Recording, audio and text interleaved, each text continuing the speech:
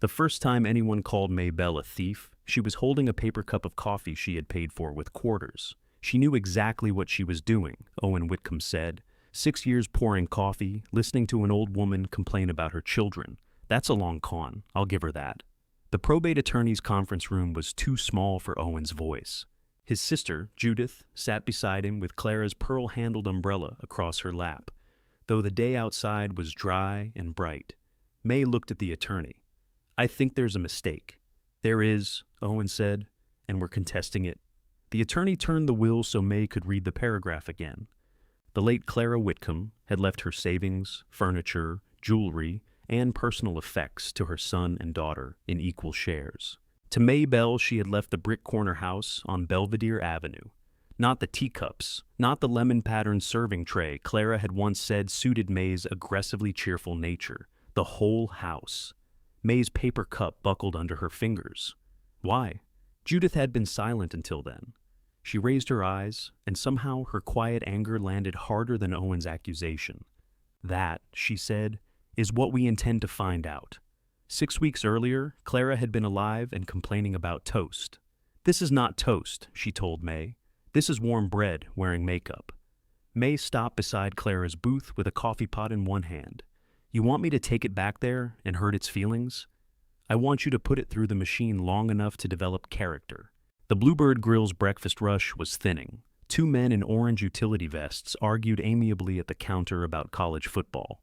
The overhead fan clicked every third turn, and somebody in the kitchen had dropped a stainless steel bowl with enough force to make 3 customers look toward the swinging doors. May picked up Clara's toast, dark but not burned.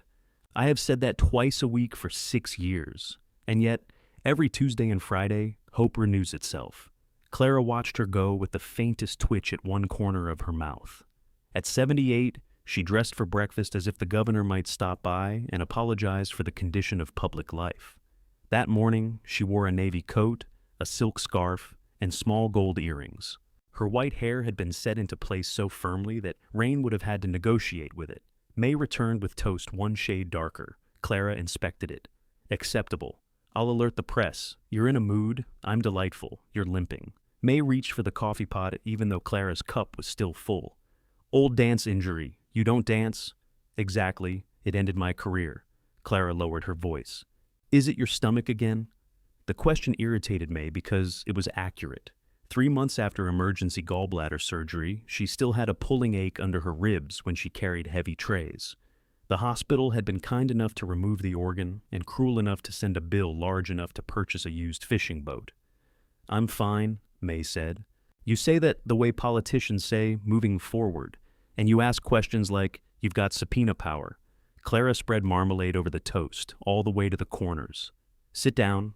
I'm working. The room is empty." May looked around. 11 customers remained, which Clara apparently considered an abstraction. "You want to see Mr. Alvarez turn purple? I have seen it. He goes more burgundy." From behind the register, Thomas Alvarez called, "May, if you're discussing my complexion, please include how youthful it is." "See," May said.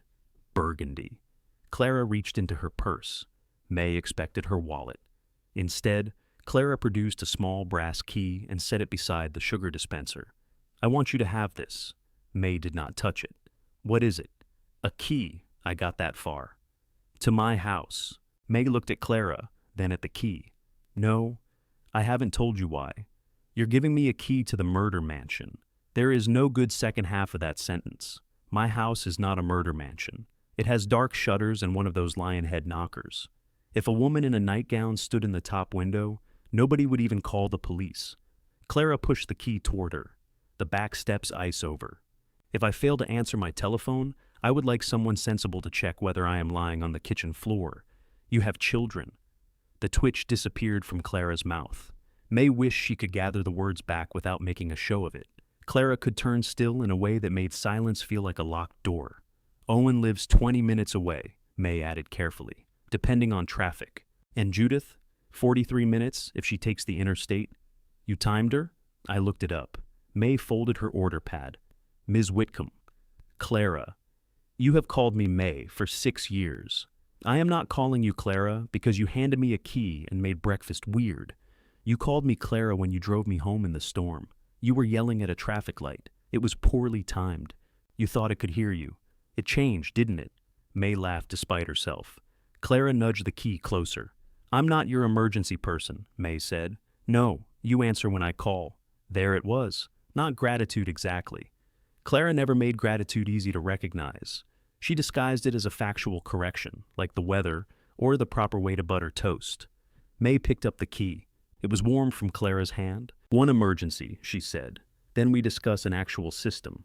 You enjoy systems. I enjoy not finding dead people before lunch. Clara resumed eating. Put a label on it. You lose things. I do not. You left your phone in my car. Once, your scarf in my hallway. You insisted I wear it, and your dignity at the Christmas karaoke. That was never mine. Clara's laugh came out suddenly, rusty and delighted. A man at the counter glanced over. May tucked the key into the zippered pocket of her apron, already planning to return it after she convinced Clara to give one to a neighbor. She never did. That afternoon, May discovered a white envelope taped to the apartment door she shared with a nursing assistant named Lacey. The building had been sold. Renovations would begin after their leases expired at the end of the month. The new owner appreciated their tenancy and regretted any inconvenience. May read the notice twice, then let herself inside. Lacey was asleep before her night shift, one arm hanging off the couch. The apartment smelled like vanilla air freshener and the onions May had fried the previous evening. May stepped around a laundry basket, set her shoes beside the door, and opened the banking app on her phone. The number had not improved since breakfast. She sat at the kitchen table with the hospital bill, the car estimate, and the rent notice spread before her like three people who had arrived separately to ruin the same party. Her wages covered food and her half of the rent if she worked 5 shifts. Tips handled gas, insurance, and whatever emergency had recently introduced itself. There was no deposit for a new place. There was certainly no money for the transmission noise that grew louder every time she turned left. Her phone rang. Clara. May let it ring twice to prove she had boundaries. Hello? You took the key. You handed it to me. I didn't imagine it then. Have you fallen? No. Is anything on fire? Not presently. May stared at the notice. Then what's wrong? A pause. Nothing must be wrong for one person to telephone another. That was close enough to vulnerability that May sat straighter. Okay, she said.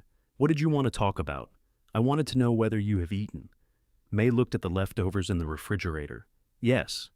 You're lying? I'm sitting in a room containing food. That counts as a commitment, Clara sighed. Come Thursday. You don't come in Thursdays. Not the Bluebird, the house. May glanced at the brass key she had set beside the bills. Why? I need help moving the dining table. Where? 3 feet to the left. That sounds like the beginning of one of your explanations that gets worse as it goes. It blocks the radiator. It has blocked the radiator since 1958. You haven't seen my dining room. You told me the table arrived when Eisenhower was president. The second term. May? The change in Clara's voice was slight, but May heard it. What?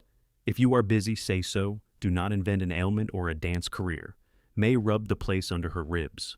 I can come after my shift. 6 o'clock, 6:30, 6:15. Do you negotiate with the microwave? It lacks discipline. At 6:20 Thursday evening, May parked in front of the corner house on Belvedere Avenue. She had driven past it once during the thunderstorm, concentrating on flooded gutters and Clara's criticism of her windshield wipers. In dry weather, it looked less sinister, but more tired. The brick had darkened beneath the gutters. Paint peeled from the porch rail in long curls. 2 maple roots had lifted a section of the front walk, and the hedge along the side street had grown high enough to hide a small car. The brass key opened the back door. Clara, May called. No answer. The kitchen was dim, the air warmer than it should have been. An old clock ticked above the refrigerator. On the counter sat a bowl of lemons, each one placed as neatly as an egg in a carton. May's pulse rose. Clara? A scraping sound came from the next room. May hurried through the doorway and found Clara standing behind one end of a long wooden table, trying to shove it across a rug. What are you doing? Moving it? By yourself? You were late. 5 minutes. 7. May set down her purse. You could tear something. At my age, most things have already torn. Stop pushing. I have stopped. You are talking. The dining room was larger than May expected. 3 windows faced the corner, their glass turning the evening light pale gold. The table dominated the room. It was scarred, heavy, and long enough for 10 chairs, though only 4 remained around it. Faint rings marked the wood where hot pans had once rested. May braced her hands against one end. 3 feet left? 2.5. Of course. Together they shifted it. The legs caught on the rug. Clara refused to release her side until May threatened to call Mr. Alvarez and report that she had ignored workplace safety procedures outside business hours. When the table finally stood clear of the radiator, May leaned against it, breathing hard. Clara watched her. "Your housing situation is bad?" May straightened. "Excuse me?" Lacey mentioned it. "You called my roommate? She called the Bluebird looking for you. I answered the telephone at your station." "You do not work at my station. No one was there." May stared at her. "You can't collect information about me like you're building a court case. Would you accept a loan? No. A gift? No. A room here? Temporarily? No. Why not? Because owing Clara felt more dangerous than owing the hospital. Because kindness could change shape once you depended on it. Because May knew how quickly a favor became a reason someone believed they owned the softest parts of you. She said, "We'd kill each other. I have 4 bedrooms. You'd still know I was here." Clara looked almost offended. "Naturally, and I snore. I doubt that. I steal blankets." "From whom? See? Already invasive." Clara's gaze traveled over the table. "You should not refuse everything merely because accepting the wrong thing once hurt you." May went still. Clara adjusted the cuff of her blouse, as if she had not said anything unusual. "Tea? No. Coffee? No. Soup?" May hesitated. "What kind?" "Chicken. With noodles?" "I am not a barbarian." They ate at the newly moved table while the radiator clicked behind them. Clara asked no more about the apartment. Instead, she complained about Owen wanting her to replace the old windows, and Judith sending articles about balance exercises. May described a customer who had tried to pay with a Canadian $10 bill, and argued that Canada was basically local. The house settled around them with small wooden sounds. Before May left, she returned the brass key to the kitchen counter. Clara picked it up and put it back in May's hand. "You may need it," she said. "For what?" Clara looked toward the dark dining room, where the long table sat exposed to the window light. "For the house," she said, as though the answer should have been obvious. May closed her fingers around the key. "You understand that most people say thank you when somebody moves their furniture. Thank you. That sounded medically painful. I'm out of practice. Maybe start small." "Thank a lamp." Clara walked May to the back door, despite being told not to. Under the porch light, her face looked thinner, the powder along her jaw not quite hiding the looseness of her skin. "Call Owen about those steps," May said. "He knows about them." "That wasn't what I said." "No, it rarely is." May put the key on her ring in front of Clara, mostly to end the argument. Clara nodded once, as if a contract had been properly executed. On the drive back to the apartment, May's transmission gave a hard clunk during a left turn. She gripped the wheel and said, "Everybody gets one problem at a time," but the car had never respected reasonable boundaries. The next 2 weeks disappeared into boxes, extra shifts, and rejected rental applications. May viewed a basement apartment whose bedroom window faced a concrete wall. She met a landlord who described a hot plate as a European kitchen concept. Another wanted first month's rent, last month's rent, a deposit, a cleaning fee, and evidence that she had never experienced misfortune. Lacey found a room near the hospital with another nursing assistant. May was glad for her and performed gladness so enthusiastically that Lacey narrowed her eyes. "You could stay on their couch too," Lacey said. 3 night shift nurses and me, somebody would smother me with a decorative pillow. They don't have decorative pillows. Then it would look premeditated.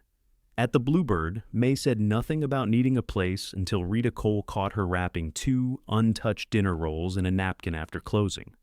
Rita had worked the late shift for 12 years and believed every human problem could be improved by hot sauce or direct confrontation.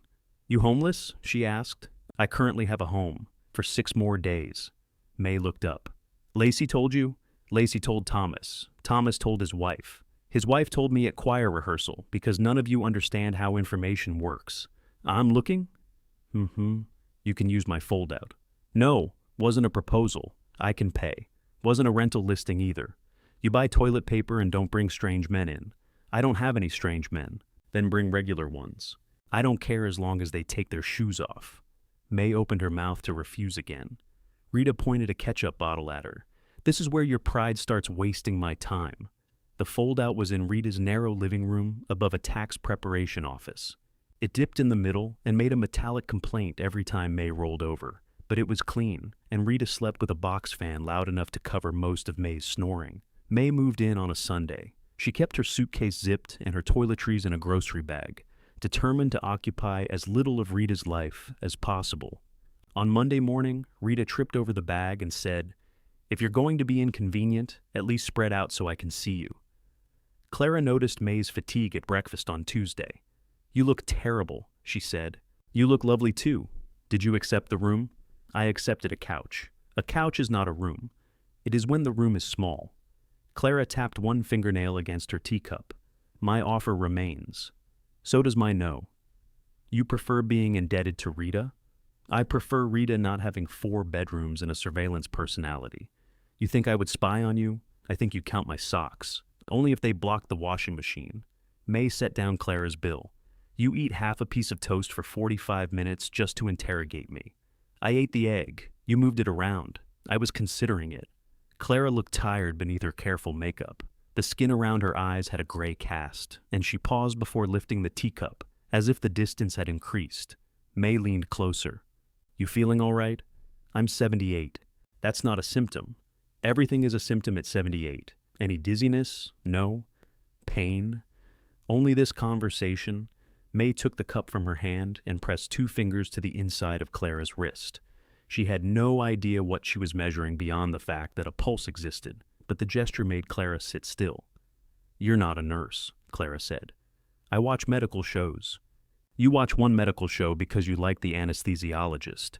He has kind eyes. He has 3 ex-wives. That means he believes in love." Clara's pulse fluttered under May's fingers. "Fast, maybe." Or May's own hand was shaking. "I'm calling Owen. You are not. Judith, then." "May, you gave me a key for emergencies. Breakfast is not an emergency. Then prove me wrong and finish your toast." Clara did, one small bite at a time, glaring throughout. Before leaving, she tucked the usual tip beneath the saucer. May watched her walk to the door. Clara used the backs of 2 booths for balance when she thought nobody was looking. May waited until the bell above the entrance settled, then took Clara's tip to the register. It was a $5 bill and the brass key. For one disoriented second, May touched her own key ring. The key was still there. Clara had given her a second copy, or forgotten she had already given her the first. On the bill, in Clara's narrow handwriting, were 4 words. "You may need this." May called that afternoon. Clara did not answer. She called again during her break and once more after the dinner rush. On the 3rd call, the ringing stopped abruptly, but nobody spoke. Clara, nothing. May stepped into the alley behind the Bluebird, pressing the phone to her ear. "If you answered this phone just to prove you could, I swear I'm going to serve you pale toast for a month." A sound came through the line, not a voice, a bump, then the faint scrape of something against the floor. "Tomas," May called through the open back door. "I have to go." He saw her face and did not ask about the rest of her shift. May's car bucked twice on the way to Belvedere Avenue. She left it crooked at the curb, ran past the raised piece of sidewalk, and climbed the porch before remembering Clara used the back door. Her key would not turn in the front lock. "Clara!" A light was on in the dining room, but no one moved behind the curtains. May ran around the house. The sagging back step shifted beneath her shoe. The brass key opened the kitchen door. Clara lay on her side between the table and the refrigerator. One arm bent beneath her. The telephone rested near the radiator. A broken water glass glittered across the linoleum. May stopped so sharply her shoulder struck the doorframe. "Clara!" Clara's eyes opened. The sound May made was half laugh, half sob. She crossed the kitchen, kicking glass away before dropping to her knees. "Don't move." "I had not planned," Clara whispered, "to dance." "Good, because your career is over." May called emergency services, then used a dish towel to cushion Clara's head without shifting her neck. The dispatcher asked questions. Was Clara breathing? Was there bleeding? Was she conscious? "Unfortunately," Clara murmured. "Yes," May told the dispatcher. "Very." "Don't tell Owen," Clara said. I'm absolutely telling Owen. He'll bring that face. What face? You'll know it. The paramedics arrived first. Owen reached the house before they had finished securing Clara to the stretcher. He came through the kitchen in work boots and a tan jacket, broad-shouldered and breathing hard. His hair was mostly gray at the temples. He looked at Clara, then the broken glass, then May kneeling beside the open cabinet where she had been searching for insurance information. What happened? I found her on the floor. What are you doing here? Clara lifted her head against the straps. I gave her a key. Owen's face changed. May knew immediately which one Clara had meant. You gave the waitress a key? May stood. One knee was wet from the spilled water. She called me. I did not, Clara said. Not intentionally, she answered her phone. I heard her fall. Owen looked at the second brass key lying beside Clara's purse. His eyes returned to May's ring. How many keys did you give her? Apparently too many, Clara said. At the hospital, May sat in the waiting room because nobody told her to leave and nobody invited her farther in. Owen paced near the windows, speaking into his phone. He had removed his jacket and rolled his sleeves, revealing pale streaks of sawdust along one forearm. Judith arrived wearing navy scrubs beneath a wool coat. She was tall like her brother, but narrower, with Clara's alert dark eyes. Owen spoke to her in a low voice, gesturing once toward May. Judith approached. You're May. It was not a question. Yes, I'm Judith. I know. My mother talks about you. May could not tell whether that was meant as kindness or warning. She talks about you too. Judith's mouth tightened. I'm sure she does. A doctor came through the double doors and called their names. Only Owen and Judith moved. May stayed seated with Clara's purse at her feet. One of the paramedics had handed it to her, and no one had thought to take it. Judith stopped at the doors. You should keep that here. I wasn't going anywhere. Another ambiguity. Another sentence May could not read. Clara had fractured her wrist and bruised her hip, but had no major head injury. Her heart rhythm was unstable, and the doctors wanted to keep her for observation. Owen delivered the information as if May were an employee waiting for instructions. You can go home, he said. May looked through the small window in the door behind him. Can I see her? She needs rest. From inside the room, Clara called, I need my purse. Owen closed his eyes. May carried it in. Clara looked diminished in the hospital bed, her left arm wrapped and elevated, her silk scarf gone. Without it, her neck seemed fragile. She glanced at Owen and Judith standing on either side of her, then at May. Did you move the table back? She asked. You fell in the kitchen. That is not the dining room. No, I didn't move it. Good. Judith pulled the blanket higher over Clara's chest. Clara immediately pushed it down. May placed the purse beside the bed. I'll come by tomorrow. You work tomorrow. I can come after. She needs to rest, Owen repeated. Clara looked at her son.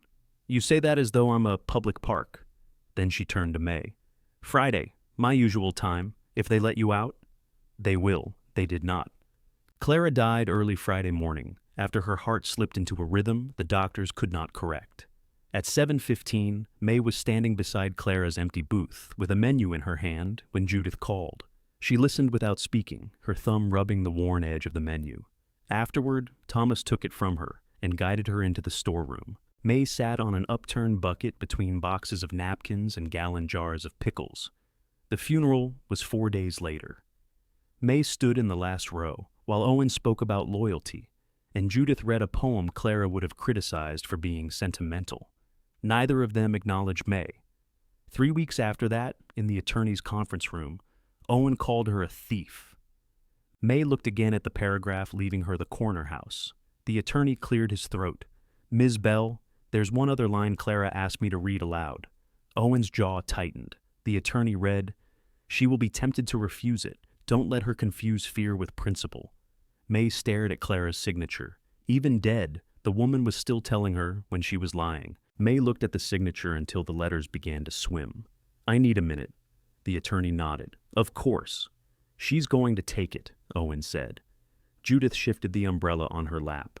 Could you not decide what everyone is going to do for 5 consecutive minutes? I know what she's going to do. You met her 12 minutes ago. I know what people do when somebody hands them a house. May set down the crushed coffee cup before it split. Apparently you accused them of theft. Owen pushed back from the table. My mother was living alone. She was falling. She handed you keys, and somehow you never thought that was inappropriate? She gave me the key so I could check on her. You did more than check. Owen, Judith said. What? She was in the cabinets when I got there. I was looking for your mother's insurance card. You went through her things, while an ambulance was outside. Enough, the attorney said. He was a narrow man in his early 60s named Peter Hale, with rimless glasses and the careful voice of someone accustomed to families hearing only the nouns that benefited them. He closed the will, but kept one hand on it. Owen and Judith have filed a petition challenging Clara's testamentary capacity and alleging undue influence. That does not determine the outcome. It begins a process. How long? May asked. It's difficult to predict. How long, Mr. Hale? Months would not be unusual. Owen let out a breath through his nose. Meanwhile, the house sits there. The estate will maintain the property. The east gutter is pulling loose. There's a stain in the back bedroom ceiling, and the furnace hasn't been serviced since last January. You seem to know it well, May said. I put half of it back together. The anger left his voice for that one sentence. May caught a glimpse of something beneath it. Not softness exactly, but injury worn so long it had learned to stand upright. Mr. Hale slid a card toward her. I represented Clara in preparing the will, so I cannot represent you personally in the challenge. You should speak to independent counsel before you accept, disclaim, enter any agreement, or make statements about your relationship with Clara. May looked at the card. What does independent counsel cost? That depends on whether they also need a house. Judith's mouth moved, almost a smile, then flattened when Owen looked at her. Mr. Hale gathered the copies into 3 separate folders. You don't have to decide today. Why would she need to decide? Owen said. If she didn't manipulate Mom, she can prove it. May turned to him. How? You tell the truth. I've been doing that since I got here. You don't care for it. His chair scraped the carpet. I'm done. You were done before I arrived. Owen took his folder and left. The conference room door shut with controlled force, which was somehow louder than a slam. Judith remained seated. Mr. Hale asked if she needed anything clarified. Everything, she said, but not by you. She stood, collected her folder, and paused beside May. Up close, she smelled faintly of hospital soap and peppermint gum. My mother liked tests, Judith said. I don't understand. She'd offer something you didn't ask for, then judge the way you accepted it. If you refused, you were ungrateful. If you said yes, you were greedy. I didn't ask for the house. I believe you. The word startled May more than an accusation would have. Judith looked toward the door where Owen had disappeared. That doesn't mean I think you should have it. She left the pearl-handled umbrella leaning against the conference table. May noticed it only after the door closed. Mr. Hale picked it up carefully. She'll come back. How do you know? It's Clara's. That answered less than he seemed to think. Outside, May stood on the courthouse steps with the folder pressed against her stomach. Owen was across the street beside a dark pickup truck, talking on his phone. He saw her and turned his back. Judith emerged a minute later. May held out the umbrella. You forgot this. Judith stared at it. Of course I did. May waited. My mother carried that thing every day from September through May, Judith said. She said Richmond weather was governed by drunks. That sounds like her. She left it at my house last year and called 3 times in one afternoon. May offered it again. Judith took it, but did not open her car door. Did she ever talk about us? Yes. What did she say? There was no safe answer. Clara had complained that Owen treated every problem like rotten lumber, and Judith used medical language to make ordinary disagreement sound diagnosable. She had also clipped a newspaper photograph of Judith, accepting an award, and carried it folded inside her checkbook. She kept Owen's business card beside the kitchen phone, though she claimed not to trust anyone who put the word solutions after his own name. She said Owen wanted her to replace the windows, May said. He's wanted that for 10 years, and that you sent her balance exercises. Judith looked tired. She told you that? She called them propaganda. They were printed by the hospital. She distrusted the font. Judith laughed once. It escaped before she could stop it. The sound changed her face and made her look less like Clara, not more. Then Owen called from across the street. Jude. Judith's expression closed. She put the umbrella in her car. May walked 4 blocks before remembering she had driven. She returned to the parking garage, paid $11 she resented, and sat behind the wheel without starting the engine. The folder rested on the passenger seat. She opened it, read the paragraph once, and closed it again. A house was not a room. A house was taxes, pipes, insurance, grass that grew without permission. It was a roof Owen said needed work and a furnace that had missed a service. May had $418 in checking, $70 in cash, and a car that objected to steering. She could refuse. The thought brought relief so clean that she distrusted it. At Rita's apartment, May found a note on the foldout. Your fancy yogurt tried to migrate. Clean the fridge. The yogurt had tipped over and leaked onto a bag of spinach. May wiped the shelf, threw away the spinach, then stood with the refrigerator door open until the motor kicked on. You should not refuse everything merely because accepting the wrong thing once hurt you. Easy for you, May said to the cold air. You're dead. The refrigerator light made no reply. She called the first attorney recommended by Mr. Hale's card. The receptionist quoted a consultation fee nearly equal to May's weekly take-home pay. The second firm required a larger retainer than her hospital bill's current past-due amount. The third receptionist softened when May explained the situation, then told her gently that sympathy was not a billing method. At work the following morning, Thomas found May refilling ketchup bottles with such force that one overflowed onto her hand. I heard about the house, he said. May wiped red sauce from her knuckles. From Lacey? Clara told my wife. When? Months ago. May stopped wiping. Thomas lifted both hands. She said only that she had made an arrangement. Elena assumed she meant repairs. Did she say my name? No. She said the house needed someone stubborn. That narrows it to most of Richmond. Thomas leaned against the prep counter. You want the day off? I can't afford the day off. I didn't ask what you could afford, and I answered anyway. At 10:20, an older man in a plaid cap took Clara's booth. May approached with a menu, saw his coat hanging where Clara's had hung, and had to turn around before reaching the table. She stood beside the beverage station, pretending to sort tea bags. Rita appeared at her elbow. You planning to alphabetize those? Her booth should stay empty. No, it shouldn't. Not forever. Just today. Today's the kind that turns into forever when nobody's looking. May glared at her. Rita picked up the coffee pot. I'll take him. You go be weird in the freezer for a minute. The freezer smelled of hash browns and cardboard. May stood between boxes, breathing air cold enough to hurt her teeth. When she came out, Tomas had removed Clara's old chipped mug from the shelf and set it beside the register. What's that for? May asked. Nothing yet. Her phone rang after the lunch rush. Peter Hale asked whether she still possessed a key to the Belvedere house. Yes. A hard freeze was expected overnight. The estate's property service could not send anyone until Monday, and neither Owen nor Judith had agreed to enter while the dispute was active. Mr. Hale wanted the water left dripping and the heat checked. So everybody thinks I stole the house, but they'd like me to keep its pipes from exploding. I wouldn't phrase it that way. I bet you wouldn't. You are free to say no. May looked at the schedule taped beside the kitchen door. Rita had already circled May's name for the closing shift with a frowning face. I can go at 4. The corner house looked different without Clara alive inside it.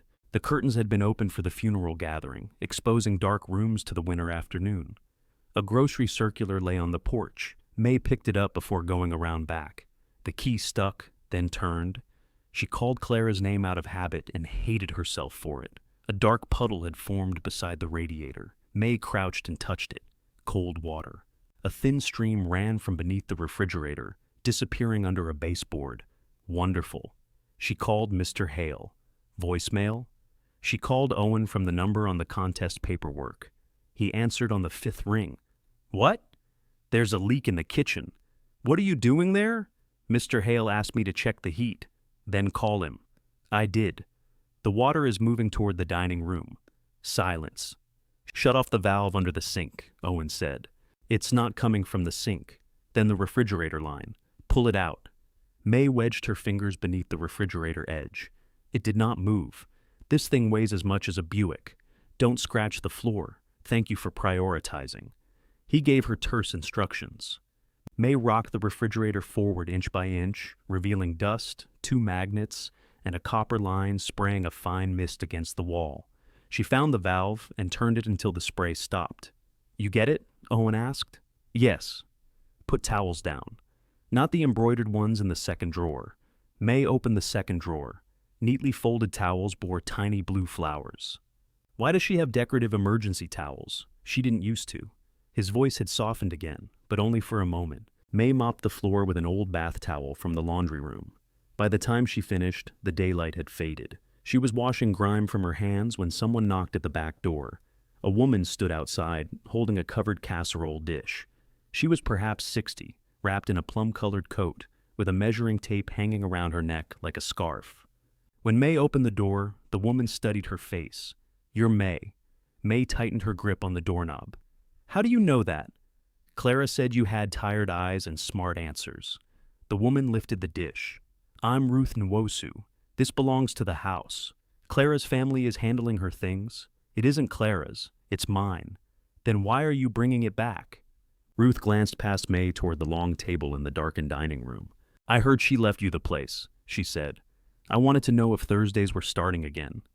May looked from Ruth to the casserole dish. "Thursdays what?" "Dinner."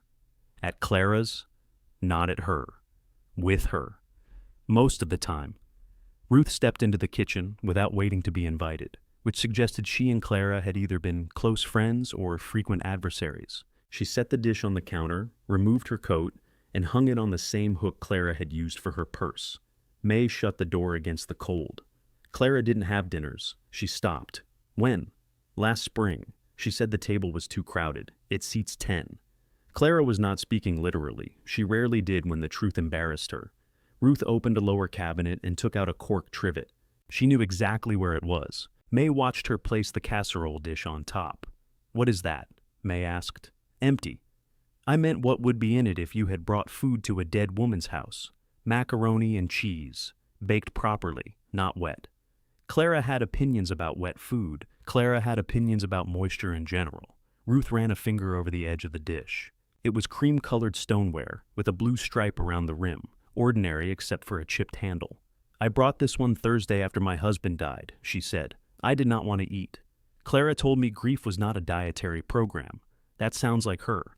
She put food on my plate and then criticized the stitching on my blouse. It was her way of keeping a person from feeling pitied. Did it work? No. But I was too angry to cry." Ruth looked toward the dining room. "There used to be 9 of us, not always the same 9. Walter drove the number 7 bus. Yolanda worked nights at the hotel. A man named Ed came until he and Clara had a disagreement about whether margarine was food. What side was Clara on? Is that a serious question?" May smiled before remembering she had no right to enjoy anything in the house. "Clara never mentioned any of you." "She stopped mentioning you too, the last month or so." May's smile vanished. Ruth saw it, not because she cared less. She kept different parts of her life in separate boxes. Then she got upset when the boxes became lonely. The furnace started beneath the floor with a low shudder. May glanced toward the sink to make sure no water had resumed spraying. "Did you hear about the will from Clara?" she asked. "From Elena Alvarez, Thomas's wife. We sing together. Apparently that choir is the Richmond Bureau of Investigations." Ruth lifted one shoulder. "People tell the choir things because we are facing forward. The will is being contested. I heard that too.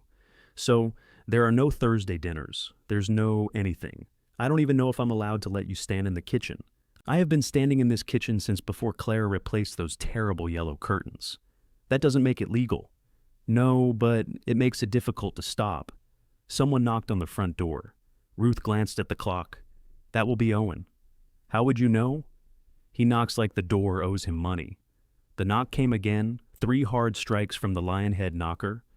Owen stood on the porch carrying a red toolbox. He looked past May into the hallway. "What's Ruth doing here?" From the kitchen, Ruth called, hearing perfectly well. "Mr. Hale said the refrigerator line is leaking," Owen said. "I shut it off. I need to see what failed." May stepped aside. "Come admire my valve work." He wiped his boots carefully on the mat before entering. In the kitchen, he nodded to Ruth with the wary courtesy of a man greeting someone who knew too much about him. "Mrs. Nwosu." "Owen, you brought that dish back." "I did. After 12 years? Your mother said I could keep it. She told everybody they could keep things, then wrote their names on the bottom." Ruth turned the dish over. A strip of masking tape was fixed beneath it. "Nwosu," Clara had written in black ink. "Well," Ruth said, "that is irritating. Owen set down the toolbox and crouched behind the refrigerator. His movements were efficient and familiar. He did not search for outlets or test several wrenches before finding the right one. He knew which floorboard creaked and where Clara kept old towels. The compression fitting split, he said, probably from the refrigerator getting pulled forward and pushed back too many times. I pulled it forward once. I wasn't talking about you.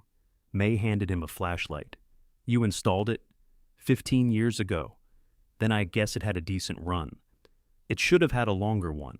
He removed the damaged fitting, set it on the floor, and searched his toolbox. Ruth put on her coat. I should go. You just got here, May said. I came to return the dish and ask a question. I have done one of those things. I told you Thursdays aren't starting. You told me there was a lawsuit. That is not the same sentence. Ruth took May's hand before leaving. Her fingers were warm and surprisingly strong. Do not let Clara make all your decisions just because she is dead, she said. Owen waited until the back door closed. She gave my mother terrible advice. What kind? After Dad died, Ruth told her to travel. That sounds reasonable. She bought a train ticket to Chicago, got as far as Ashland, and came home because a man was chewing ice. May leaned against the counter. Some journeys reveal what matters. Owen almost smiled. He caught himself and reached for a new copper fitting. What did Ruth mean by Thursdays? May asked. You heard her. Clara never told me. She didn't tell you a lot of things. The fitting slipped from his fingers and rolled under the table. May retrieved it. I didn't claim to know everything about her. No, just enough for her to leave you the house. He took the fitting from May without touching her palm. She stopped those dinners because she fell, he said. Not the fall you found her after. Another one. She bruised her back and didn't tell anyone for 3 days. Did you know? Eventually. Did Judith? Eventually. The words sat between them like an accusation with no clear target. Owen tightened the fitting and turned the water back on. No mist appeared. He pushed the refrigerator into place, using his boot to guide it without scraping the floor. The table moved, he said. May glanced through the doorway. She wanted it away from the radiator. Since when? I don't know. We moved it together. When? The week before she fell. Owen stared into the dining room. She wouldn't let me move that table. Maybe you didn't ask correctly. I offered to refinish the floor. She said the legs stayed exactly where her father put them. May had no answer. Owen packed his tools. If anybody else comes around, don't let them take things. I'm not stationed here. You have the key. So do you. I was advised not to enter unless the estate requested a repair, and I was advised to keep the pipes alive. He snapped the toolbox shut. You enjoy this? What? Standing in her kitchen, giving me orders, acting like you've already won. May stepped away from the counter. I'm due at work in 20 minutes. I have dirty water on my pants, no dinner, and exactly no dollars from this house. So no, Owen, I'm not enjoying your mother's death correctly. His face reddened. You could walk away, he said. So could you. This is my family's house. That sentence seems to be the whole problem. He picked up the toolbox and left through the back door. May remained in the kitchen until his truck started. She took Ruth's dish to the cabinet, then stopped. Nwozu was still written beneath it. She left it on the counter. Peter Hale returned her call after the dinner rush. May stood in the Bluebird supply closet with a box of drinking straws under one arm. The leak is repaired, she told him. Owen fixed it. He informed me. I'm sure his version had better lighting. Mr. Hale cleared his throat. The estate's insurer has raised concerns about the property remaining vacant during winter. Tell the insurer I'm concerned too. One temporary solution would be an occupancy agreement. May lowered the box. With whom? You? She laughed, then realized he was serious. The agreement would permit you to live there as a caretaker while the challenge is pending. You would maintain heat, report damage, and make no alterations or remove estate property. Occupancy would not establish ownership or affect the litigation. You want me to move into a house everybody says I stole. I'm presenting an option. What do Owen and Judith say? Owen objects. I had guessed that far. Judith does not. That surprised her. Why? You would need to ask Judith. I don't have money for rent. The estate needs the property occupied. No rent would be required, but you would pay for your personal utilities. May set the straws on a shelf. A house with 4 bedrooms. A house whose heir could still be thrown out when a judge decided she had never been one. What happens if I lose? You leave. How fast? The agreement provides 30 days. And if I refuse? The estate hires a property service or seeks another arrangement. May thought of Rita's foldout, her suitcase zipped against the wall, and the refrigerator shelf she was afraid to use. She thought of Clara moving the table 2.5 feet after refusing to let Owen move it for years. "Send me the agreement," she said. "I'll read it." Rita read it too, wearing drugstore glasses and eating cereal at 11 that night. "This says you can't paint," she said. "I wasn't planning to." "Good. You choose sad colors. I own one gray sweater. You chose it." May signed the agreement the next afternoon. She moved into the corner house on Saturday with 2 suitcases, 3 boxes, and a twin mattress Rita had kept upright in a storage closet for reasons nobody understood. Thomas lent his pickup. Rita supervised. "You sure you want the back room?" she asked as they wrestled the mattress upstairs. "It's smallest. That is not a reason. It'll cost less to heat. The whole house shares one furnace. Then I'll feel economical." They passed Clara's bedroom without entering. The inventory seals remained on its drawers and closet. May had no desire to sleep among Clara's clothes or beneath the frame watercolor of a ship being battered by waves. The back bedroom faced the side street. Its wallpaper had tiny green vines, and a water stain spread across one corner of the ceiling.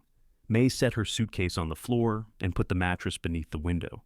Rita stood in the doorway. "This is either very brave or very stupid. Those overlap more than people admit." After Rita left, the house became enormous. May checked the locks twice. She tested the kitchen faucet, opened the sink cabinets, and listened to the furnace. Then she sat alone at the long dining table. Ruth's empty dish remained on the counter. May placed both hands on the scarred wood. "This is temporary," she told the room. Somewhere inside the wall, an old pipe knocked 3 times. It sounded exactly like disagreement. May waited for a 4th knock. None came. "Good," she said. "We've established who's in charge." The pipe knocked once more after she went upstairs. She slept in sweatpants, 2 shirts, and a coat folded over her feet. Every sound in the house arrived with a theory attached to it. A branch scratched the side window. The refrigerator started with a low groan. Around 2 in the morning, something ran across the roof, paused above her head, and appeared to reconsider its entire life. May sat up, listening. "If you're a person, I have a phone," she called. "If you're an animal, I have a broom. Neither of us will enjoy this." The sound moved toward the gutter. She slept badly and woke at 6 with one arm numb beneath her. The room had gone gray with morning. For a few seconds, she did not know where she was. Then the green vines on the wallpaper sharpened into view, and Clara's house settled around her. Downstairs, May made coffee in a dented saucepan because the coffee maker belonged to Owen and Judith and had been marked with an inventory sticker. She was still deciding whether using a dead woman's mug violated the occupancy agreement when the front knocker struck. Ruth stood on the porch holding a canvas tote. "You spent the night," she said. "Good morning to you too. I saw the light upstairs. Do you monitor the house professionally, or is this freelance?" "I walk early. With a tote bag?" Ruth opened it. Inside were a roll of paper towels, 2 light bulbs, coffee filters, and a loaf of wheat bread. I remembered Clara's pantry would be empty. Clara's pantry is full of canned beans from several presidential administrations. She believed dates on cans were suggestions. May stepped onto the porch and pulled the door nearly closed behind her. "I can't have people bringing me things." "You can. I just did. I mean because of the lawsuit. Are paper towels considered undue influence?" "I don't know. I can't afford a lawyer who will explain paper towel law." Ruth took out the loaf. "Then accept the bread illegally." May looked up and down the street. Early traffic hissed on damp pavement. Across the road, a man in a knitted cap dragged 2 trash bins toward the curb without glancing over. "What did Clara tell you about me?" May asked. "That you had more pride than resources. That was rude." She said it admiringly.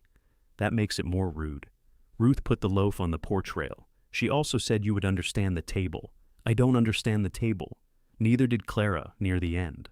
Before May could ask what that meant, Ruth walked away, coat flaring around her calves.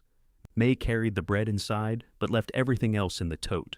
Then she changed her mind and took the paper towels. A leaking refrigerator had adjusted her ethics. At 9, Peter Hale called to tell her Judith would be coming to the house. For what? to identify certain personal effects and review the inventory. Today, she was under the impression you had agreed. May looked at the clock. I agreed to a text asking whether I worked today. Do you? At 11, I can ask her to reschedule. May glanced toward the dining room. The house felt borrowed even when she was alone. Making Judith ask permission to enter it seemed needlessly cruel. She can come. Judith arrived 20 minutes later, carrying a legal pad and wearing jeans, loafers, and a camel-colored coat. Without scrubs, she looked younger and less defended. She also looked irritated to find the front door locked. May opened it. Sorry, I was upstairs. It's fine. Judith remained on the porch until May stepped back. The hesitation was small, but May saw it. Judith had entered this house for most of her life without knocking. Now, a woman she barely knew was admitting her. I'm not here to inspect how you're living, Judith said. Good, because I haven't unpacked enough to create a scandal. I need my grandmother's recipe box and some photographs Mr. Hale left off the first inventory. Do you know where they are? The box was above the refrigerator. They went to the kitchen. May moved a chair beneath the cabinet, but Judith stopped her. The cane's in the hall closet. I don't need a cane. It has a hook. Mom used it to pull the box forward. Judith opened the closet and found a wooden cane behind 3 umbrellas. The pearl-handled one was not among them. She reached up with the hook and drew a blue metal box toward the cabinet's edge. May held out both hands. If that falls, I'm not catching 40 years of recipes individually. The box dropped into her palms with a metallic thump. Judith took it to the table and opened the lid. Inside were index cards arranged behind labeled dividers. Some had yellowed at the edges. Others were written on scraps of envelopes, receipts, and the blank backs of church bulletins. Judith flipped through them. What are you looking for? A pound cake. You came across town for cake instructions? My grandmother made it. Mom refused to follow the recipe because it used shortening. Ed was right to stay away. Judith glanced up. Margarine disagreement, May said. Ruth told you. She brought back a dish. Judith looked toward the counter. The blue stripe. You know it? Ruth brought macaroni in it every month after her husband died. Mom complained it was too salty and ate 2 servings. Ruth says there were dinners here. There were people. That sounds different when you say it. Judith returned to the recipe cards. My mother liked collecting people she could help. You make that sound terrible. It wasn't. Until it was. She found the pound cake card and held it between 2 fingers. The writing on the front was rounder and softer than Clara's. On the back, Clara had made substitutions in sharp black ink and crossed out the shortening. Judith laughed without humor. Of course. She corrected your grandmother's recipe? She corrected everybody. You're taking the whole box, right? Judith looked at her. The will says Owen and I split the personal property. I know. You don't have to supervise. I'm not. I'm making sure I don't use the wrong mixing bowl and wind up on the evening news. You can use the dishes. They aren't mine. Neither was, Judith stopped. May felt the unfinished sentence anyway. No, she said. It wasn't. I shouldn't have said that. You almost said it. I almost say a lot of things. It's one of my few improvements over Mom. Judith closed the recipe box. Do you have somewhere else to live? I did. Then I didn't. Did she know? Yes. And she offered you the house. She offered me a room. I said no. Judith's expression changed. When? The last week I saw her. My mother offered you a room here? May leaned against the counter. I didn't take it, but she offered. Yes. Judith gripped the recipe box against her coat. She told me the upstairs plumbing couldn't handle guests. When did you ask? I didn't ask for me. May waited, but Judith did not explain. The front knocker sounded again. A man in a black kitchen jacket stood outside with an envelope in one hand. He was in his 40s, with tired eyes and a fresh burn mark along his wrist. Is this still the Whitcomb place? Yes, May said. I'm looking for whoever's handling Clara's business. Judith came into the hallway. I'm her daughter. The man removed his cap. I'm sorry, I heard she passed. My manager knew somebody who was at the service. What business? Judith asked. He lifted the envelope. I owed her. May's first thought was that Owen would somehow blame her for the envelope's existence. How much? Judith asked. 40 this month. This month? She loaned me $600 last summer when my car died. I've been paying 40 whenever I can. Did she give you paperwork? The man's face closed slightly. She wrote it in a notebook. Which notebook? I don't know. Green one. Judith turned toward the kitchen, as though a green notebook might present itself. May said, Mr. Hale is handling the estate. I can give you his number. I'm not trying to get out of it. I didn't say you were. He looked at Judith. Your mother told me if anything happened to her, I should keep paying the house. The house isn't a person, Judith said. No, ma'am. But I knew what she meant. May did not. The man introduced himself as Leon Brooks and accepted Mr. Hale's number. He put the envelope back in his jacket. Before leaving, he looked past May into the dining room. She ever get the table moved? May's hand tightened on the door. Why does everybody care where that table was? Radiator made the far end too hot. Leon put on his cap. Clara said she'd move it before we started up again. When did she say that? September, maybe. Clara had asked May to move it in December. Leon gave Judith another quiet condolence and left. May closed the door. Judith stood in the hallway holding the recipe box. She was planning to restart the dinners, May said. Apparently. She didn't tell you. My mother didn't tell me she was lending money to men she met over soup. He's paying it back. That isn't the point. What is? Judith set the box on the hall table harder than necessary. Owen asked her for help last year. His company lost a major contract. She told him money between family was poison. May thought of the masking tape beneath Ruth's dish, the grocery circular she had picked up, Owen kneeling behind the refrigerator he had installed. Maybe $600 was different. It was. Owen needed more. That's also different. To you. Judith took a breath and pressed 2 fingers to her forehead. I'm not angry at Leon. He seemed to think you were. I'm angry that she could be simple with strangers. Someone needed a repair, she wrote a check. Someone was hungry, she made soup. With us, every kindness had an entrance exam. May looked toward the dining table. Maybe strangers didn't ask her to apologize. Judith's hand dropped. The words had come too quickly. May wanted to take them back, but Judith's face had already changed. You knew her 6 years, Judith said quietly. Don't turn that into a degree. She took the recipe box and left without the photographs. At work, May replayed the conversation while carrying plates and gave a turkey club to a woman who had ordered pancakes. By closing, rain had begun tapping the windows. She drove home beneath a low black sky. The corner house was dark because May had forgotten to leave a lamp on. She entered through the back, switched on the kitchen light, and smelled something bitter. Not gas, hot metal, and dust. A gray smudge climbed the wall above the floor vent. The furnace started beneath her with a deep, uneven cough. Then the carbon monoxide detector in the hallway began to scream. May grabbed her phone and ran outside. The detector shrieked behind her until she pulled the back door shut. Cold rain struck her face. She stood beneath the porch overhang in her work shirt, trying to remember whether carbon monoxide exploded, poisoned, or politely did both. She called emergency services. Are you outside the residence? The dispatcher asked. Yes. Is anyone else inside? No. Do not re-enter. My coat's in there. Do not re-enter. What if the furnace catches fire? Move farther from the house. May stepped into the rain. The engine arrived without sirens, but with enough flashing light to turn the brick walls red, then white, then red again. 2 firefighters entered wearing air tanks. A third asked May whether she felt dizzy. I've worked 9 hours and eaten half a pickle. That question lacks scientific controls. Headache? Nausea? No. He wrapped a medical cuff around her arm anyway. Porch lights came on across the street. A curtain moved in the house next door. May imagined Owen hearing about the spectacle and adding attempted arson to his petition. The firefighters opened windows, shut off the furnace, and brought the detector outside.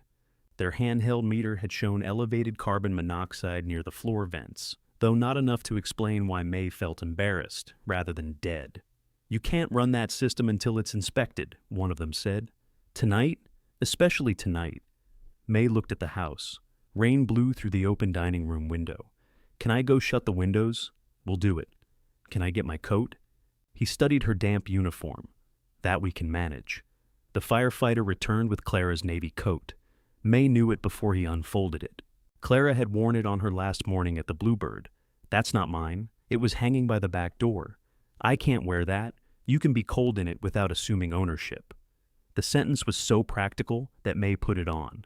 The sleeves ended an inch above her wrists, and the shoulders smelled faintly of Clara's rosewater perfume. Ruth appeared beneath a wide black umbrella. I saw the engine. You and the rest of the city. Are you ill? I'm wet. Ruth touched May's cheek with the back of 2 fingers, an intimacy May would have rejected if Clara's coat had not already weakened her defenses. You'll stay with me, Ruth said. I have somewhere. Where? Rita's couch. Then why did you move out of it? To create unnecessary work for everybody, apparently. A dark pickup stopped at the curb. Owen got out before the engine was off. He crossed the lawn instead of using the raised sidewalk. Rain darkened his shirt across the shoulders. What happened? Carbon monoxide. Are you okay? The question came before accusation. May noticed. I'm fine. Was the furnace running? Furnaces traditionally do that when it's cold. Did you touch the flue damper? I don't know what that is, so no. He started toward the house. A firefighter stopped him at the porch. I maintain the property, Owen said. May nearly corrected him, then let the sentence stand. He knew more about the furnace than she did, and his concern did not look performed. One firefighter showed him the reading and explained that soot near the vent suggested incomplete combustion or a blocked exhaust. The system needed inspection by a licensed heating contractor before it could be restarted. I told her to replace it, Owen said. Ruth shifted the umbrella. Your mother replaced nothing that still made noise? It was 34 years old. She trusted age. She trusted being difficult. The firefighter looked between them. Who owns the house? 3 people answered differently. The estate, Owen said. Possibly her, Ruth said, pointing to May. Nobody tonight, May said. The firefighter chose not to ask more. Owen went around back with permission to check the exterior exhaust. Ruth led May to her car and turned the heat high enough to roast them. You did not tell me about the furnace, Ruth said. I learned about it 8 minutes before you did. You should come to my house. I already called Rita. You did not? I was going to. Ruth handed over her phone. Call her. Rita answered with, What broke? Why do you assume something broke? You're calling after midnight from a number that isn't yours. The furnace tried to kill me. I'm putting sheets on the fold-out. May closed her eyes. Thank you. Bring toilet paper. Owen knocked on the car window. May lowered it an inch. The exhaust cap is clogged, he said. Rain ran down his nose. Could be debris, could be an animal nest. The furnace still has to be checked. When? I can get Daryl there at 7. I work at 6. You aren't staying here tonight. Apparently everyone has voting rights in my housing. May, don't be stupid. Ruth leaned across the console. That is not how one requests cooperation. Owen bent closer to the opening. Please don't sleep in the house that just filled with poison. Better, Ruth said. May pulled Clara's coat tighter. I'll leave the key under the back mat. No? Take it with you. I have mine. You said you weren't supposed to enter. Mr. Hale will authorize the inspection. So you need permission, and I need evacuation. Excellent system. Owen straightened. You think I want this? I have no idea what you want beyond the house. He looked at Clara's coat on May, and whatever answer had been coming did not arrive. At Rita's apartment, May folded herself into the center dip of the couch, the mattress spring pressed against her hip. She put Clara's coat over the back of a chair rather than let it touch the floor. Rita stood in the doorway in a satin bonnet and robe, arms crossed. You smell like rain and diner grease. I feel beautiful. You want tea? No. Soup? Why does everybody offer soup when life falls apart? Because nobody can afford to offer cash. May laughed, then covered her face. Rita sat beside her. The fold-out tilted under their combined weight. I can't keep doing this, May said. Doing what? Moving into places I don't own, leaving before I've unpacked. Thanking people for letting me take up 6 feet of floor. You didn't leave the house. Furnace put you out for one night. It isn't my house. Maybe it is. Maybe it belongs to 2 people who think I preyed on their mother. Rita considered that. Did you? No. Then we've reduced the maybe. At 7:20 the next morning, Owen called. The exhaust was blocked.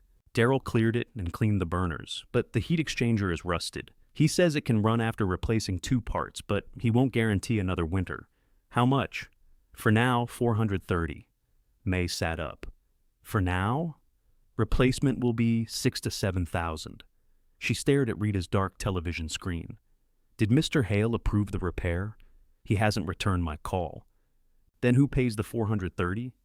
I did. May's back stiffened. I didn't ask you to. It's my mother's house. You just spent several meetings saying it isn't mine. You don't get to call it yours when there's a bill. Somebody had to make it safe. I'll pay you back. With what? She hated that he knew enough to ask. I work, so do I. I said I'll pay you. And I said, I'm not asking. The line went quiet. Owen spoke again, less sharply. Daryl installed a second detector upstairs. Run the furnace at 65. If either alarm goes off, get out and call me. Why you? Because I answer. The words landed where Clara's had. May looked at the navy coat draped over Rita's chair. I'll call the fire department, she said. Fine. And I'm paying you. Fine. Neither meant it. When May returned to Belvedere Avenue, the house was warm. A new carbon monoxide detector blinked in the upstairs hall. Owen had also tightened the loose handrail on the back steps. He had not mentioned it. On the kitchen counter lay an invoice from Daryl's Heating and Air, marked paid. No note, no accusation. May folded it into her purse. At the Bluebird that afternoon, a woman in Clara's old booth watched May approach with an expression of open curiosity. You're the one who got her house, she said. I'm the one taking your order. My cousin knows the Whitcombs. May set down a glass of water. Richmond is having a very productive week. The woman lowered her voice. They say Clara wasn't right toward the end. She was right enough to complain about our toast. That doesn't mean she understood property. What can I get you? The woman ordered chicken salad and continued watching May as she walked away. By dinner, 2 more customers had mentioned the inheritance. One asked whether May planned to sell. Another joked that he should start leaving bigger tips so she would remember him in his decline. Thomas pulled May aside near the pie case. If anybody bothers you, tell me. Everybody bothers me. It's the service industry. I mean, about Clara. I can handle it. I know. That is not always the same as needing to. When May's shift ended, an envelope waited in the employee mailbox. Peter Hale had sent the formal contest papers by courier. She read them alone in a booth after closing. The petition described May as a person in a position of trust who had gained access to Clara's home, encouraged emotional dependence, and exploited Clara's isolation from her natural heirs. May read that phrase twice. Natural heirs. As though she were weather, mold, something that had entered through a crack. Attached was a list of actions offered as evidence. Driving Clara home, receiving keys, taking telephone calls, visiting the residence, and discussing May's financial distress. Every ordinary kindness had been arranged into a staircase leading somewhere ugly. At the bottom of the page, beneath Owen's signature, was Judith's. May sat in Clara's booth until Thomas turned off the dining room lights around her. On the table, the old chipped mug waited beside the register. For the first time, May understood that telling the truth would not be enough. The same facts could be made to confess to almost anything. Thomas slid into the booth across from May. The overhead lights were off, leaving only the glow from the pie case and the red exit sign above the door. He took the petition, read the first page, and stopped at the phrase describing Clara as socially isolated. She came here twice a week, he said. Apparently, coffee doesn't count as society. She argued with half the room. The other half wasn't listening. He read farther. Did you discuss money with her? She asked. I avoided. She kept asking. Did you ever take money? Tips. I mean, more than tips. No. Even when she left that 100, May remembered, Clara had tucked it beneath the sugar dispenser the week after May's surgery. May had chased her to the parking lot with the bill in one hand and an order pad in the other. I put it back in her purse. She called you ungracious. She called you a coward for not making me keep it. I'm not built for war with old women. May looked toward Clara's chipped mug. Did she tell Elena she was leaving me the house? She said she'd made sure the right person would have it. You didn't think that was strange? I thought she meant Ruth, or some organization. Clara said things like she expected everybody else to have read the previous chapter. He pushed the petition back. You need somebody who understands this. I called 3 somebodies. They understand invoices. Thomas wrote a name on the back of a guest check, Nina Park. She handled Elena's aunt's estate when the cousins started threatening each other over a grandfather clock. Who got the clock? Nobody. It fell off a truck. That sounds less like law and more like God. Nina Park's office occupied the 2nd floor above a shop that repaired lamps. The waiting room had 2 chairs, 1 plant, and no polished surfaces. May found this encouraging. Nina was in her 40s, compact and direct, with reading glasses attached to a beaded cord. She skimmed the contest papers, then asked May to describe her relationship with Clara without using the words close, like family or friend. What's left? Facts. May described the booth, the Tuesday and Friday breakfasts, the storm ride, the telephone calls, the key, the dining table, and Clara's fall. Nina interrupted whenever May guessed at Clara's motives. "You don't know why she gave you the key," she said, in case she fell. That is what she said. Keep the distinction. After 40 minutes, Nina set down her pen. The will was executed 11 months before Clara died. Peter Hale met with her alone twice. His file notes indicate she knew the nature of her assets and identified both children. Those facts help. So they can't win? I didn't say that. May pressed her lips together. Undue influence rarely arrives with a receipt, Nina continued. They'll argue a pattern, emotional dependence, gradual estrangement, your access to her, your financial circumstances. The house is the unusual gift, so they will ask why. She left a sentence. She understands what a house is for, is meaningful. It is not an explanation a court can measure with a ruler. What am I supposed to do? Preserve every message, note, and calendar entry. Don't delete anything. Don't accept money intended for Clara. Don't distribute property. Don't make unnecessary repairs without written estate authorization. What about talking to Owen and Judith? Don't. May looked toward the single healthy plant. That would have been useful yesterday. What did you say? Something about their mother not wanting to apologize. Nina removed her glasses. Do not do that again. She was standing in my kitchen. Legally, it is still estate property. Everybody enjoys mentioning that. Nina's expression softened by perhaps half an inch.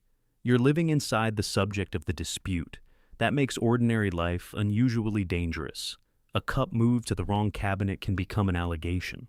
How much to keep me from moving cups incorrectly? Nina named a retainer. May laughed. I'm not trying to insult you, she said. That number just has a comma. I can advise you on a limited basis and prepare you if you're called for a deposition. Mr. Hale has a duty to defend the will's validity on behalf of the estate, but he does not represent your personal interests. Do personal interests come in installments? Nina considered May for a moment. Mine do. The amount was still painful. May paid for the consultation with her car repair money and left with a list of instructions that made speaking, cleaning, and grieving sound legally unwise. At the Bluebird, the curiosity had ripened into judgment.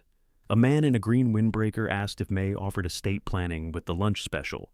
A woman refused May's section, then explained loudly that she did not like opportunists handling her food. May carried plates, filled cups, and smiled until her jaw hurt. On Friday, the woman from Clara's booth left what appeared to be a $100 bill beneath her water glass. May saw it from across the dining room and felt a quick, humiliating lift in her chest. Up close, the bill was printed with a religious tract.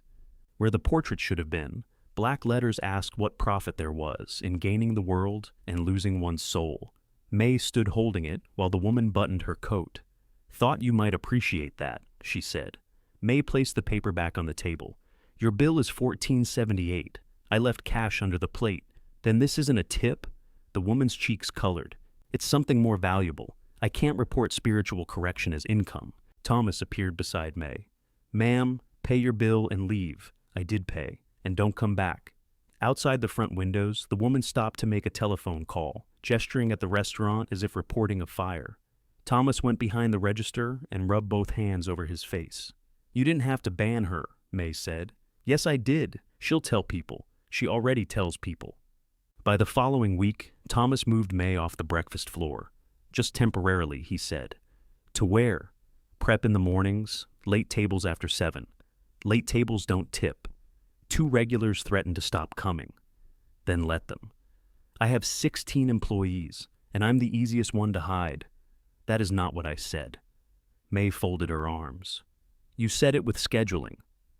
Thomas looked older than he had the previous day. I'm keeping your hours. My hours don't pay rent. Tips do. You don't pay rent. I pay utilities, legal fees, medical bills, and apparently furnace debt to a man suing me. He flinched. May regretted the sentence, but not enough to apologize. She spent the rest of the shift chopping onions in the kitchen until her eyes burned. When she left after 10, the chipped mug had been moved from beside the register to the shelf above it. At the corner house, light glowed through the dining room curtains. May stopped on the porch. She had not left a light on. The front door was locked. She went around back, holding her keys between her fingers in the manner suggested by women who made safety videos. Before she reached the steps, Ruth opened the door. "You cannot be inside," May said. "I have a key." "Why?" "Clara gave it to me years ago." How many keys did this woman distribute? Fewer than you think, more than Owen knew. May climbed the steps. Warm air carried the smell of baked cheese and onions. Ruth had placed the blue-striped dish on the dining table. Leon sat at one end with a paper sack of rolls. An older man in a bus company jacket stood near the radiator, unfolding 2 metal chairs. Everybody looked at May. "No," she said. Ruth tilted her head. "You haven't heard the question." Nina was very clear about questions. Leon rose. "We can go." "Who's Nina?" Ruth asked. "My lawyer." Ruth brightened. "Good. It isn't good. It cost $400 to learn that I'm not supposed to touch cups." The man with the chairs offered a hand. "Walter Briggs." May shook it automatically. "You drove the number 7, 28 years. Now I drive airport shuttles when I feel like lying about traffic." He positioned the chairs beside the table. "You can't have dinner here," May said. Walter looked at Ruth. She said Thursday was back. "Ruth says many things without a permit." "I said we were checking on the house," Ruth replied. "You brought macaroni. A house must be checked with food." May set down her purse. "I'm living here under an agreement. Owen already thinks I manipulated Clara. If he sees people gathering, he'll say I'm staging some kind of campaign." "We are not a campaign," Leon said. Walter tested one chair. "I don't have the knees for political work." Ruth's expression gentled. "We can leave, May." Nobody argued. That made refusal worse. May looked at the steaming dish, the paper sack, the 4 places Ruth had set with mismatched plates. One plate bore an inventory sticker. May removed it and set the plate back in the cupboard. "You have 20 minutes, she said. "This is not Thursday dinner. It is a brief, unauthorized meeting with pasta." Walter sat. Those were usually the best kind. May remained standing until Ruth put food on her plate. The macaroni was salty. Clara would have complained and taken seconds. Walter told a story about Clara riding his bus after her car was in the shop. She had corrected the route announcement, then missed her stop because she was busy correcting it. Leon admitted Clara had once thrown away the margarine in his refrigerator and replaced it with butter. "You let her into your refrigerator?" May asked. "I made one bad decision." Ruth pointed her fork at Leon. "Clara did not save people. She hated that word." "She did like directing them," Walter said. "We took turns," Ruth said. "That was the rule. If someone brought dinner this week, someone else fixed a hem or drove a person to an appointment next week. Nobody stayed the needy one." May looked around the table. "Who made the rule?" "We did," Ruth said. Clara took credit. A truck door closed outside. May knew the sound before the front knocker struck. Owen stood beneath the porch light, his gaze moving past her to the coats in the hallway and the silhouettes around the table. "What is this?" he asked. "Macaroni." "You're hosting people now?" They were leaving. Walter appeared behind May. "Evening, Owen." Owen's mouth hardened. "Of course you're here." Ruth began gathering plates. Leon folded the paper sack. Nobody defended May. They simply cleaned, which somehow made the room look more established. Owen stepped inside. "You're building a case. I'm trying to eat. You move in, gather Mom's friends, get them telling stories about how you were her chosen successor. Nobody said that. You think a judge won't see what this is?" May felt Nina's instructions lining up in her head like locked doors. "Do not argue. Do not explain. Do not speak unnecessarily. You need to leave," she said. "This is my mother's house, and tonight, it's where I live." Owen stared at her. Behind May, Walter folded the last metal chair with a flat metallic snap. Owen lowered his voice. "I can ask the court to end that agreement." May's heart gave one hard beat. She opened the front door wider. "Then ask," she said, "but you still have to knock until they do." Owen did not leave immediately. His gaze moved from May to the open door, then back toward the dining room. Ruth stood there with the empty casserole dish against her hip. Leon held the paper bag rolled tight beneath one arm. Walter had both folding chairs. "You kept those?" Owen asked Walter. "Your mother told me to. She told everybody that." Walter's expression did not change. Sometimes she meant it. Owen looked at Ruth. "Did you give May the key?" "I use my own." "You still have one?" "I've had it since your father was alive." "Give it to me." "No, this is exactly the problem. Mom handed access to half the neighborhood, and now everybody acts like the house belongs to whoever wanders through." Ruth set the dish on the hall table. Nobody wandered into Clara's life. She made people fill out forms in blood. "Ruth," May said, "I'm not afraid of him." "I know. I'm trying to keep my lawyer from developing a facial twitch." Leon put on his cap. "We should go." Owen stepped aside for him. Walter followed, moving slowly down the porch steps with the chairs. Ruth took longer. At the threshold, she turned to Owen. "You used to sit at that table too." His face closed. "Don't," he said. Ruth picked up the casserole dish and left. May waited until Ruth's car pulled away. Owen remained on the porch. "Anything else?" she asked. "You need to understand what she was like. You all keep telling me that, then getting angry when my version is different. She made people feel chosen. It was how she kept them useful." The words hit closely enough to make May angry. "You fixed her refrigerator line twice after she died. That's my house. You hear yourself?" "Perfectly." May lowered her voice. "I didn't call these people." Ruth let herself in. "I told them to go, then I let them eat because there was food on the table and they missed her. That is the entire conspiracy. Ruth doesn't do anything accidentally, neither did your mother." For an instant, grief passed naked across Owen's face. Then he stepped backward. "I'll speak to Hale in the morning." May shut the door. The house felt larger after everyone left, but the dining room smelled of baked cheese and warm bread. 4 used glasses stood beside the sink. A crumb rested near the place Clara had favored. May washed everything except Ruth's dish. That still sat on the hall table, marked with a dead woman's handwriting and claimed by 2 different ideas of ownership. Peter Hale called before 9 the next morning. "Owen has objected formally to continued occupancy." "Of course he has. He alleges you were inviting potential witnesses into the property and allowing unauthorized access." "I invited nobody." "Did several people dine there last night?" May opened the refrigerator and stared at the foil-covered square of macaroni Ruth had left behind. "We had a brief unauthorized meeting with pasta." Mr. Hale was silent. "That was a joke. I recommend you not use it in a sworn statement. Everyone is ruining pasta. The occupancy agreement does prohibit access by individuals without estate permission. Ruth has her own key." A longer silence. "How many other people have keys?" he asked. "I'm beginning to think they came with the original mortgage. You need to collect any keys you become aware of and deliver them to my office."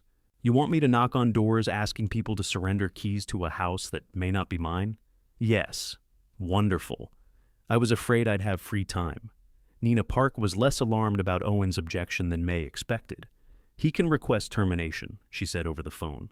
"That does not make termination automatic. The agreement benefits the estate. You reported the leak, prevented water damage, and evacuated properly during a carbon monoxide event. Those facts matter. Do the macaroni facts matter?" "Unfortunately, all facts matter." May rubbed her forehead. "Do not host another gathering," Nina said. "Return any extra keys. Keep records of maintenance. Photograph conditions before and after necessary work. The cabinet under the sink is swelling. Photograph it. The gutter is leaking down the dining room wall. Photograph it. If I fall through the roof, photograph the roof first." After work, May went to Ruth's dress shop. The shop occupied a narrow storefront crowded with fabric bolts, dress forms, and clothing wrapped in clear plastic. Ruth sat behind a sewing machine guiding dark green wool beneath the needle. May waited until the motor stopped. "I need your key." "No." "Ruth, you live there alone. I have my own key." "You need another in case yours disappears." "Into what?" "A portal. Keys disappear. Owen filed to throw me out because people were inside." Ruth removed her glasses. "Owen was angry before he arrived. I don't need help making him creative. You are going to close that house again because he raised his voice. I'm going to follow the agreement that keeps me from sleeping on Rita's foldout." Ruth looked at her for a long moment, then opened the cash drawer. Beneath a tray of coins lay a brass key on a faded yellow ribbon. I was supposed to use it if Clara didn't answer, Ruth said. So was I. She did not like having only one person to depend on. That is not how she presented it. She rarely admitted a system was a system. She preferred to call it good sense. Ruth placed the key in May's palm. What happens if you win? She asked. I replace every lock in Richmond. You know what I mean. May closed her fingers around the key. I don't know if I can afford to win. That afternoon's rain found the loose east gutter. Water ran behind the downspout, soaked the brick, and seeped into the kitchen wall. By evening, the swollen cabinet door would not close. A strip of wallpaper near the dining room window bubbled outward like a blister. May photographed everything. She sent the pictures to Mr. Hale, copied Nina, and waited. Hale authorized temporary gutter repair and removal of water-damaged material. Owen offered to inspect the problem, but May refused to be alone in the house with him while he was asking to remove her from it.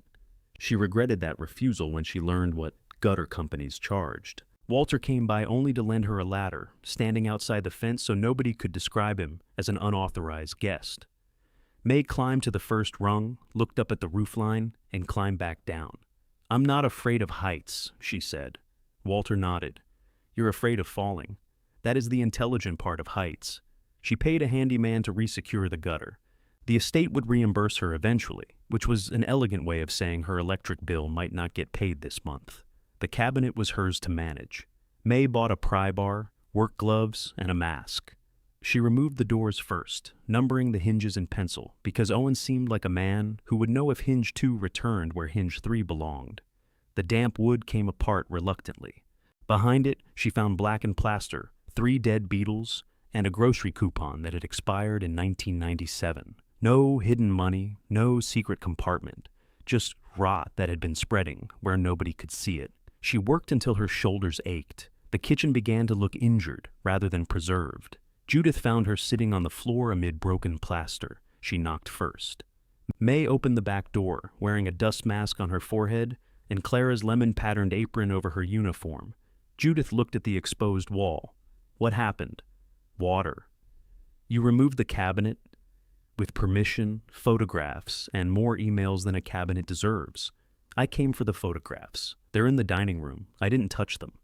3 boxes sat on a sideboard, their inventory stickers intact. Judith opened the first.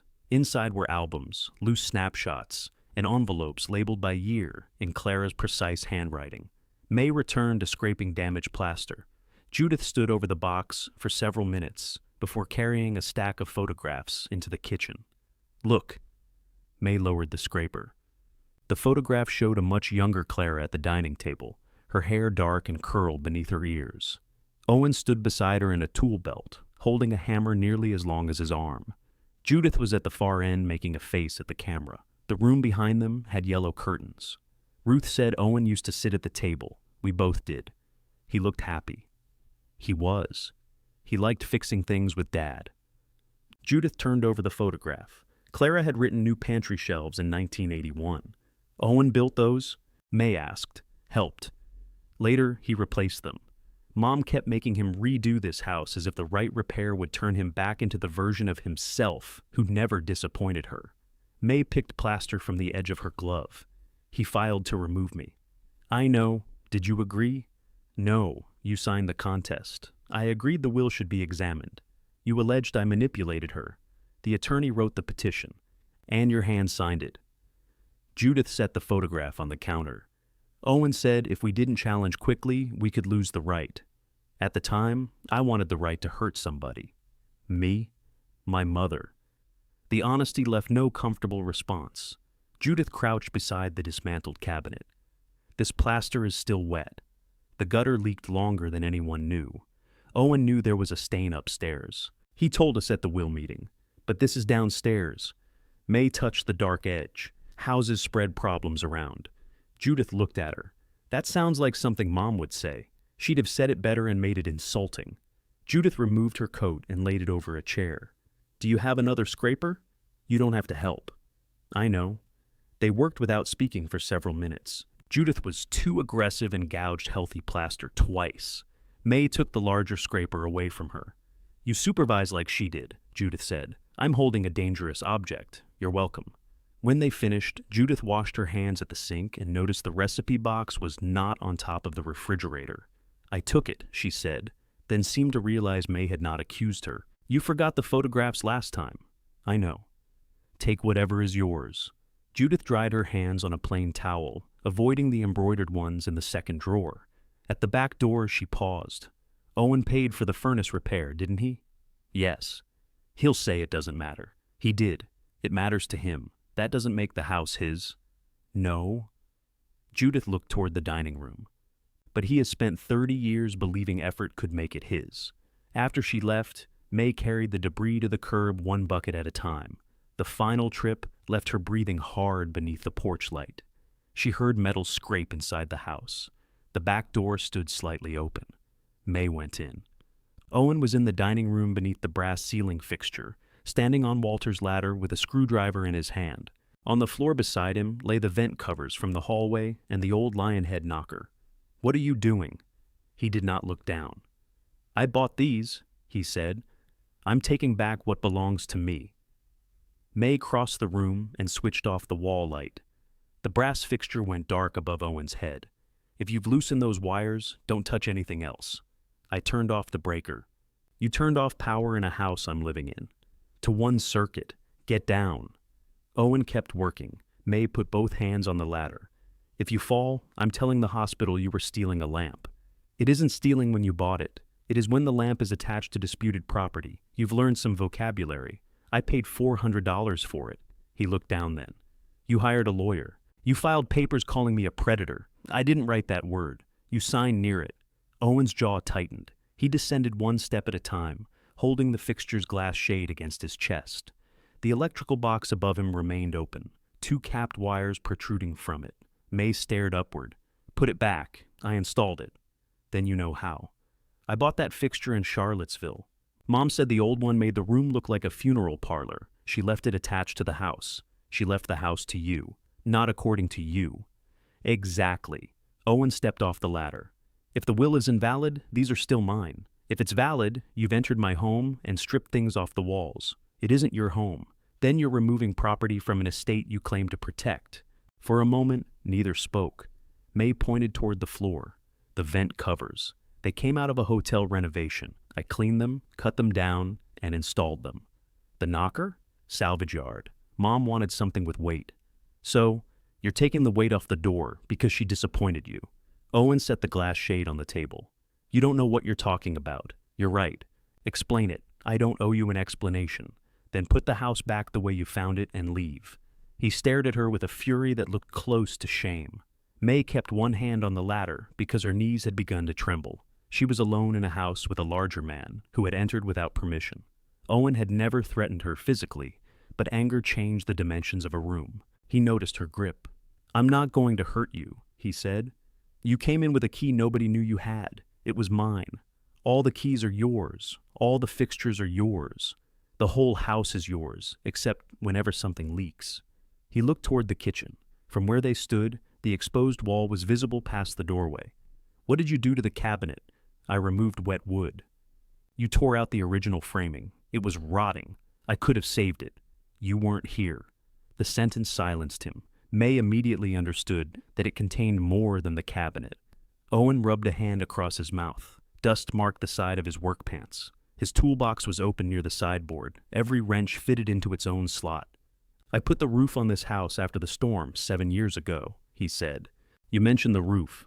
I didn't bill her. Materials, crew, disposal, all of it.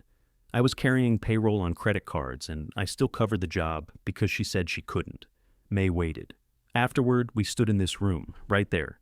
He pointed beside the table. She told me the house would come to me, said there was no point dividing it because Judith lived too far away and hated the neighborhood. Did Judith know? She heard it later. Was it in a will? I didn't ask. Why not? Because she was my mother. The answer came out raw. Owen looked away. Last year I lost a municipal contract, he continued. Not because of my work. The prime contractor folded, and I got stuck holding 6 weeks of labor. I asked Mom to put my name on the deed so I could use my future interest as collateral. And she said no. She said asking proved. I saw the house only as money. She acted like the roof never happened. Like every weekend I spent fixing this place was an invoice she had misplaced. That's why you need it. I don't need a lecture about my business. I didn't say your business. I said the house. I earned the house. May glanced at the ceiling fixture, the empty vent openings, the lion knocker on the floor. And this is what earning looks like? You think sitting with her over eggs makes you better? No. She gave you the finished version of everything I kept standing. There is no finished version. The wall is open, the furnace is dying, and rain comes through the east side. I warned her, and she ignored you. She was good at that. Owen's eyes went to the dining table. She let you move it. She asked me. She wouldn't let me touch it. That isn't my fault. No, none of this is ever your fault. May felt the accusation trying to find a place inside her. It found several. She offered me a room, May said. I refused. Judith told me. I didn't move in until the estate asked, but she offered. Yes. She wouldn't let Judith's friends stay here for 6 weeks after a divorce. Said it would upset her routine. I'm not defending her. You're taking the reward. May's throat tightened. You think this feels like a reward? He looked at her work shoes, still damp from carrying debris. He looked through the doorway at the demolished cabinet and the buckets lined beneath the exposed wall. No, he said. I think she made it feel like a test. That was how she got people to stay. The sentence struck more deeply than he could have known. May saw Clara pushing the brass key across the diner table. Don't confuse fear with principle. The room upstairs. The long table moved from the radiator. Every refusal May had treated as proof of independence. Every acceptance Clara had seemed to anticipate. What do you want me to do? May asked. Walk away. And then? The house comes back to the family. You sell it? That would be our decision. Meaning yes. Meaning you don't get to demand sentiment from us after taking the only thing with value. May looked around the dining room. The wallpaper was faded unevenly where pictures had hung. A water ring stained the ceiling near the corner. The long table bore knife marks, burn marks, and one small crescent where somebody had apparently tried to open a bottle against it. If it's only valuable because you can sell it, she said, why are you taking the knocker? Owen's face changed. May picked up the lion's head. It was heavier than it looked. The back was scratched where Owen had pried it from the door. You chose this for her, she said. She touched it every time she came home. That's why you're taking it. He reached for it. May held it out of range. Put everything back. You don't get to order me. No, but if you leave with any of it, I call Mr. Hale, my lawyer, and the police. Then your sister gets to read another petition with your name on it. He stared at her. It was not the law that stopped him. May could see that. It was Judith. Owen took the knocker and set it on the table rather than in his toolbox. He reinstalled the vent covers first. May held the flashlight while he replaced the ceiling fixture. Neither apologized. When he finished, a thin scrape showed in the brass where the screwdriver had slipped. At the front door, he held the lion's head in place while May fed the screws through from inside. His fingers were visible through the old holes, broad and motionless until the bolts caught. There, he said. May tested the knocker. Its weight struck the plate with one solid blow. Owen packed his tools. I'll return the key to Hale, he said. Tonight. His office is closed. Put it through the mail slot. His laugh contained no humor. You really think a lock is what kept me out? No. I think grief has made everybody behave like doors are optional. He left without answering. Peter Hale authorized a locksmith the next morning. The cost came out of the estate, which Owen objected to in writing. Nina told May to prepare a factual account of what happened and remove every sentence beginning with. She felt. He wanted. Or, obviously. Nothing is obvious, Nina said. He was taking a door knocker, then write that. He told me she promised him the house. Nina's pen paused. When? 7 years ago, after the roof. Did he say anyone else heard? Judith knew later. That explains motive. It does not disprove influence. Do you believe I influenced her? My belief is not the issue. It is to me. Nina set down the pen. Based on what you've told me, I think Clara made an intentional decision. I also think intentional decisions can be unfair.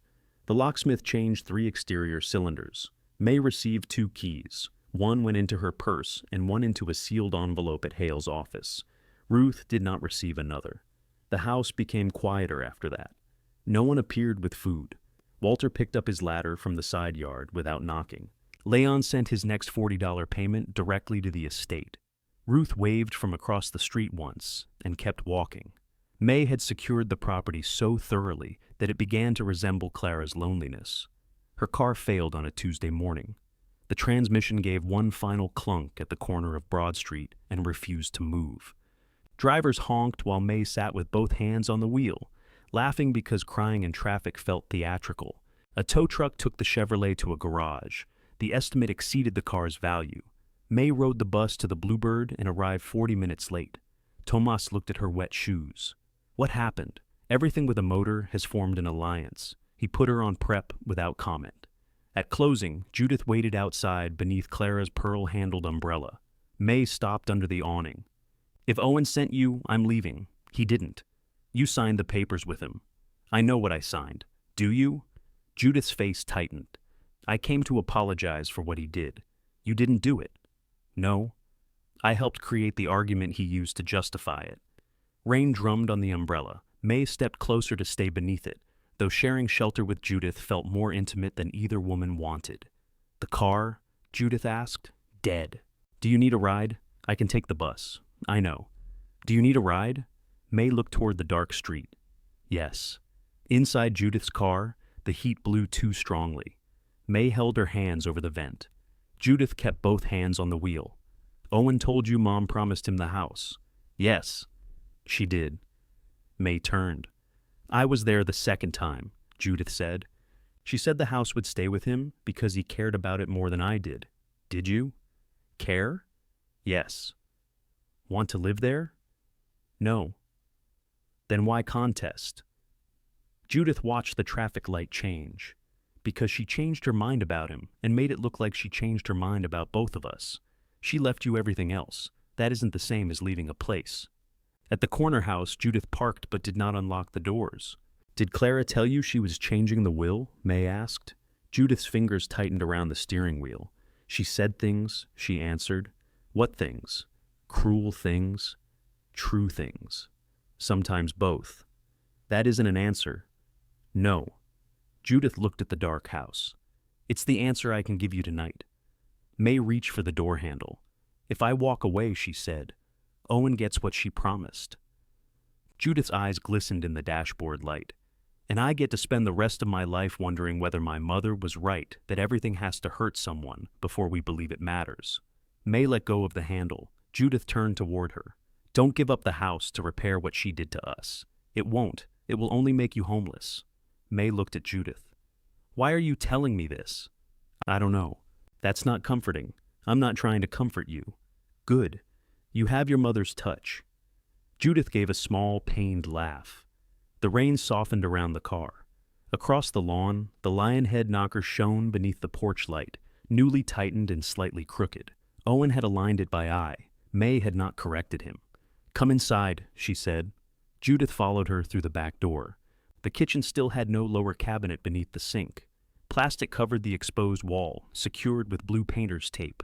May filled the saucepan for coffee, then remembered Judith might recognize it as part of the estate. Can I use this? My mother bought it at a grocery store in 1994. That wasn't my question. Yes, May, make coffee.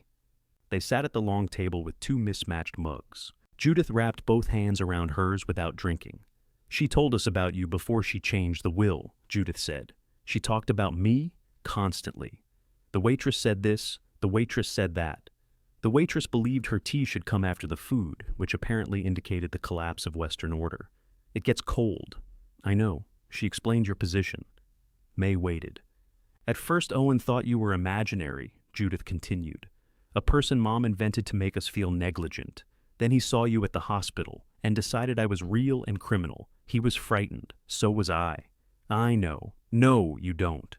I was sitting outside that room holding her purse while you two received the information. Nobody knew whether to ask me to leave or accuse me of stealing the wallet.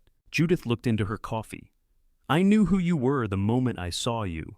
Because she described my tired eyes, because you looked terrified and annoyed at the same time. That was how Mom looked when she cared about someone. The comparison made May uncomfortable. She got up to add water to the saucepan, though it was already empty. What did she tell you about the will? Judith's gaze traveled to the move-it table. She asked Owen and me to come for dinner. Not Thursday dinner, a family dinner, which meant she cooked too much and nobody enjoyed it. She said she had revised her estate plan. How long ago? 10 months before she died. 1 month after Clara had signed the will. Before May's surgery. Before the eviction notice. Before the key. May sat again. What did Owen say? He thought she was threatening us.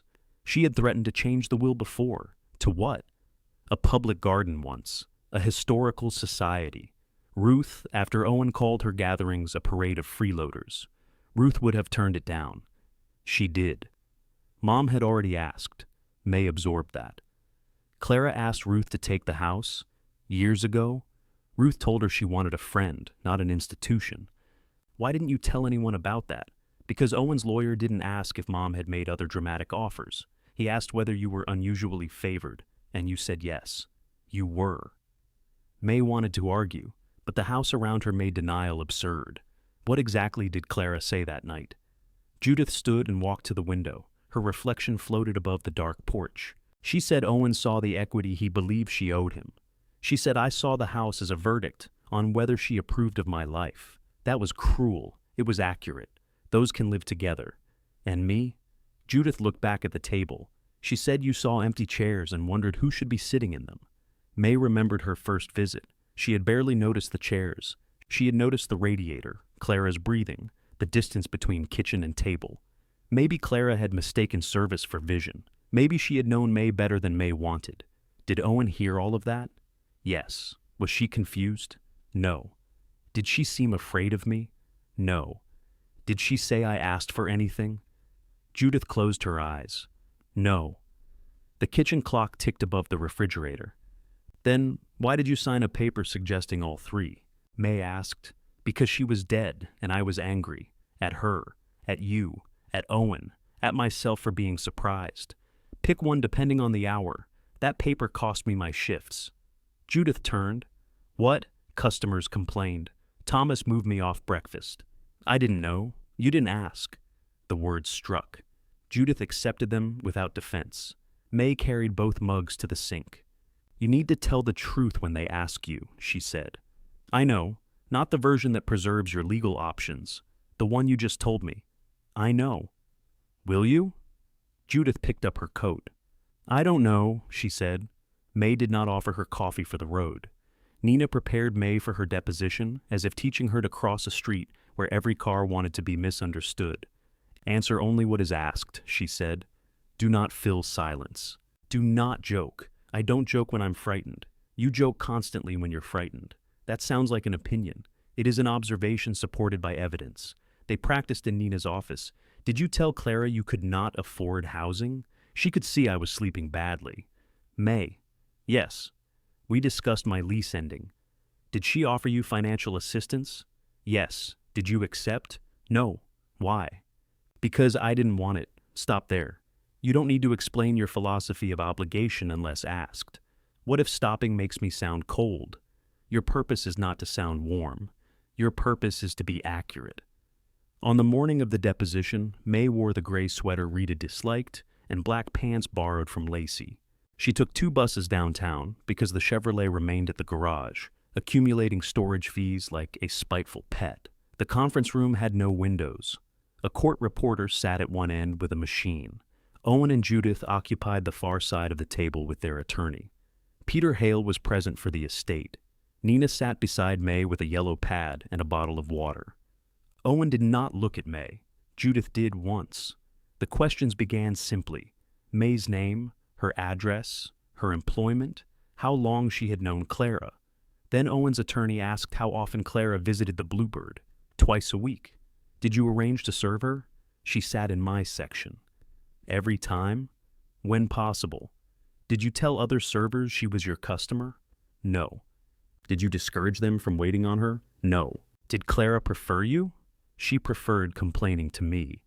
Nina touched May's sleeve. The attorney continued. Did you ever criticize Owen Whitcomb or Judith Whitcomb to their mother? No. Did Clara criticize them? Yes. What did you say in response? It depended. Did you agree that they neglected her? No. Never? May remembered Clara saying Owen cared more about window seals than conversation.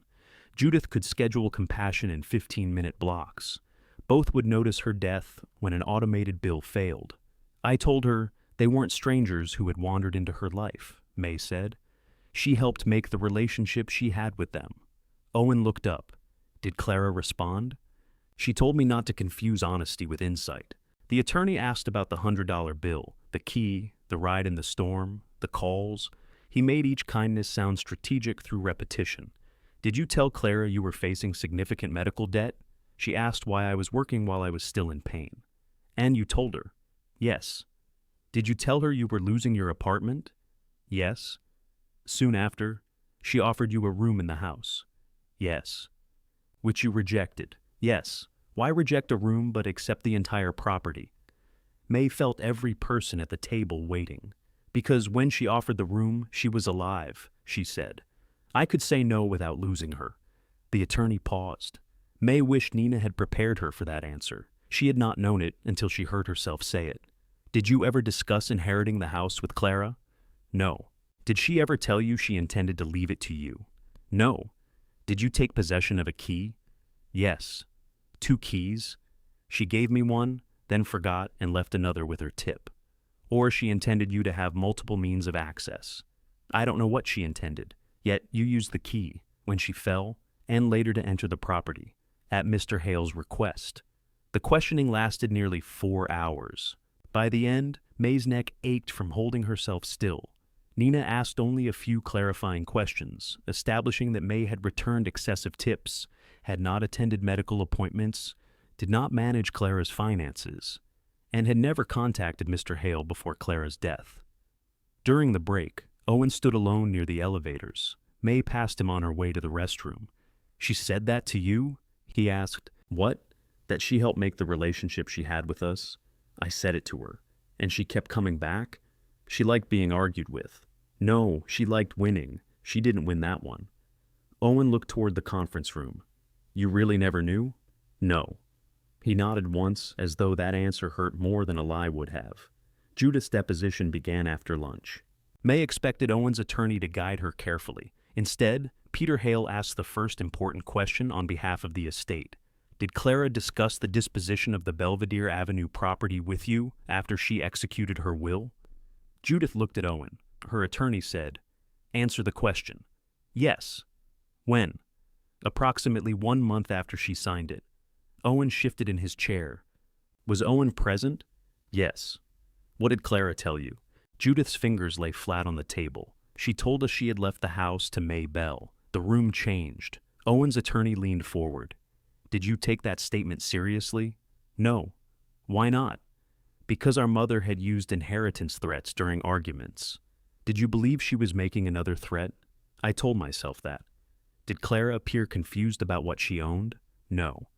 Was she unable to identify you or your brother? No. Did she say May had asked for the property? No. Owen whispered, Jude. The court reporter looked up. Judith's mouth trembled once, then steadied.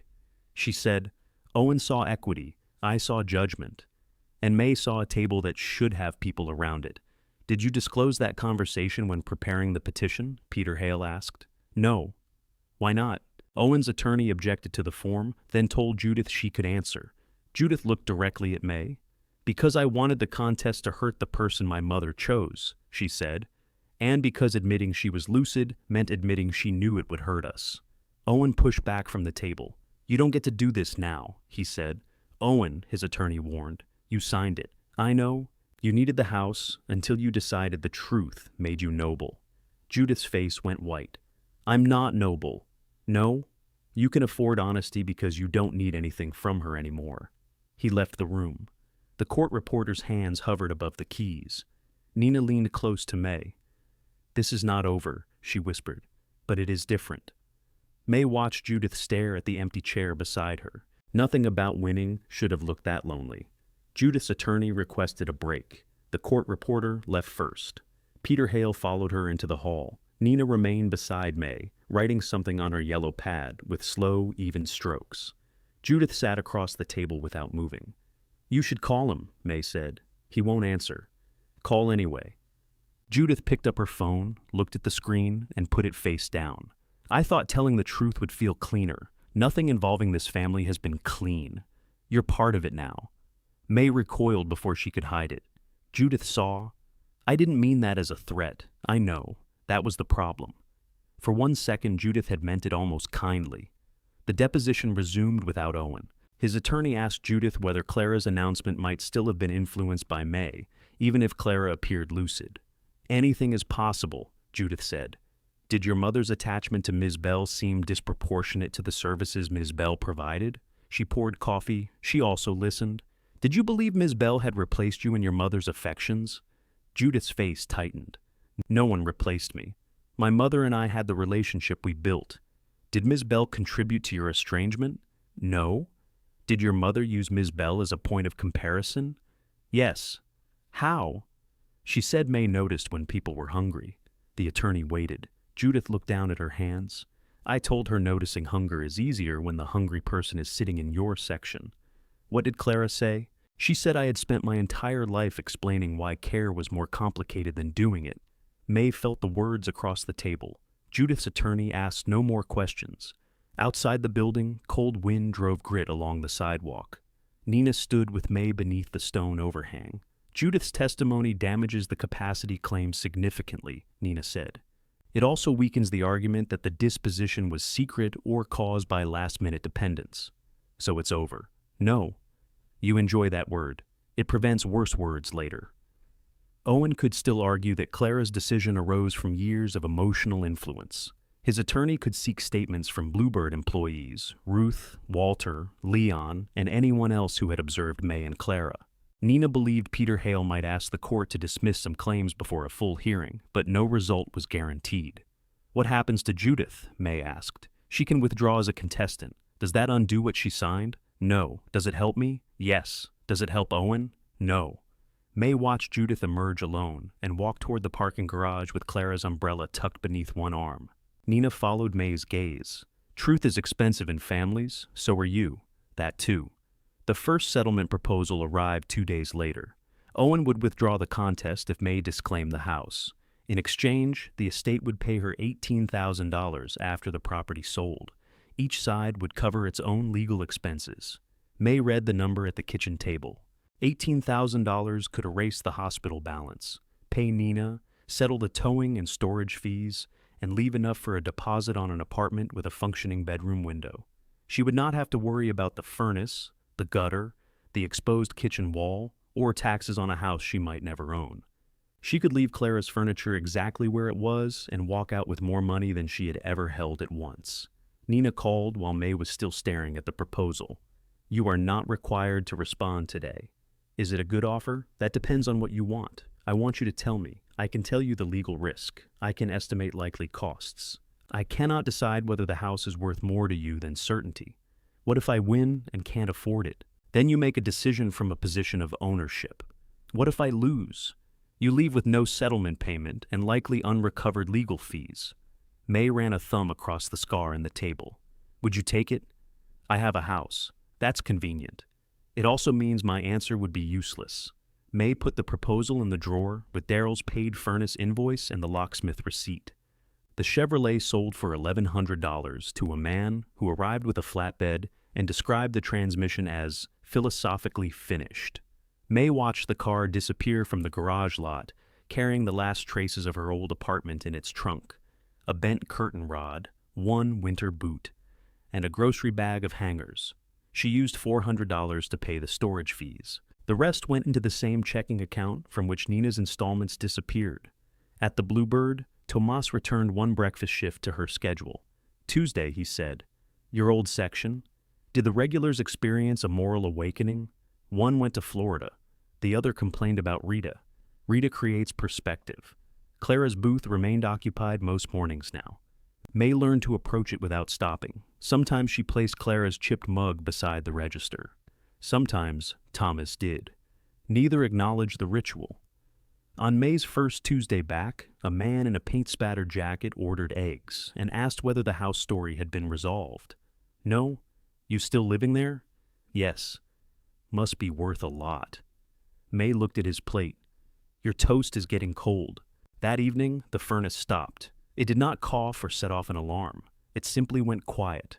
May raised the thermostat and heard nothing. The temperature downstairs fell 4 degrees in an hour. Daryl arrived at 8 and removed the front panel. He examined the heat exchanger, then sat back on his heels. "I'm not turning it on again. You said it might last the winter." "I said I couldn't guarantee it. You could have lied with more confidence. The crack has opened. Running this would be unsafe." He showed her a thin split in the corroded metal. May saw almost nothing, but she trusted the seriousness in his voice. "How much for the least impressive furnace you can legally install?" $5,800, assuming the duct connection doesn't need rebuilding. May laughed once. Daryl replaced the panel. "The estate can authorize it. The estate is currently trying to determine whether I bewitched an old woman. I fix heat. Lucky." Peter Hale called an emergency conference the next morning. The estate had some liquid funds, but legal expenses and existing obligations had reduced them. Judith agreed the furnace should be replaced.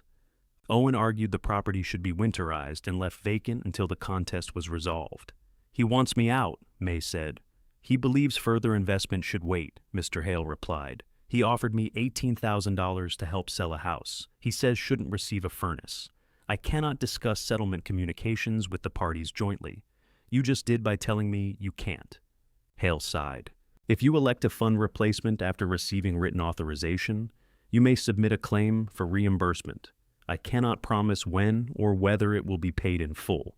So I spend money I don't have on a house I may lose. Yes. And if I don't, the system should be drained. The property would become uninhabitable under the occupancy agreement. The room upstairs dropped below 50 overnight. May slept at Ruth's shop on a narrow fitting room couch because she refused to return to Rita's foldout for a third migration. Ruth made no comment about pride. She merely handed May a wool blanket and turned off the front lights. In the dark, surrounded by hanging garments inside plastic covers, May considered $18,000. She pictured a clean apartment with a small kitchen. No strangers knocking. No son watching her touch his mother's things. No daughter asking May to carry guilt she had not earned. She also pictured the corner house dark through another winter, water drained from its pipes, the table left in a room nobody entered. Owen would sell it after winning. Perhaps another owner would polish the floors and remove the scarred table. Perhaps that would be sensible. May could not decide whether her refusal to accept that future was love, stubbornness, or Clara's final successful manipulation. The next morning, Ruth found her awake. "You have not slept," she said. "I slept in sections." Ruth opened the shop curtains. "What will you do? How much did Clara help you after your husband died? That is not relevant. It feels relevant." Ruth considered the question. "She paid 3 months of rent on this shop." May sat up. "I repaid her," Ruth added. "Not all at once."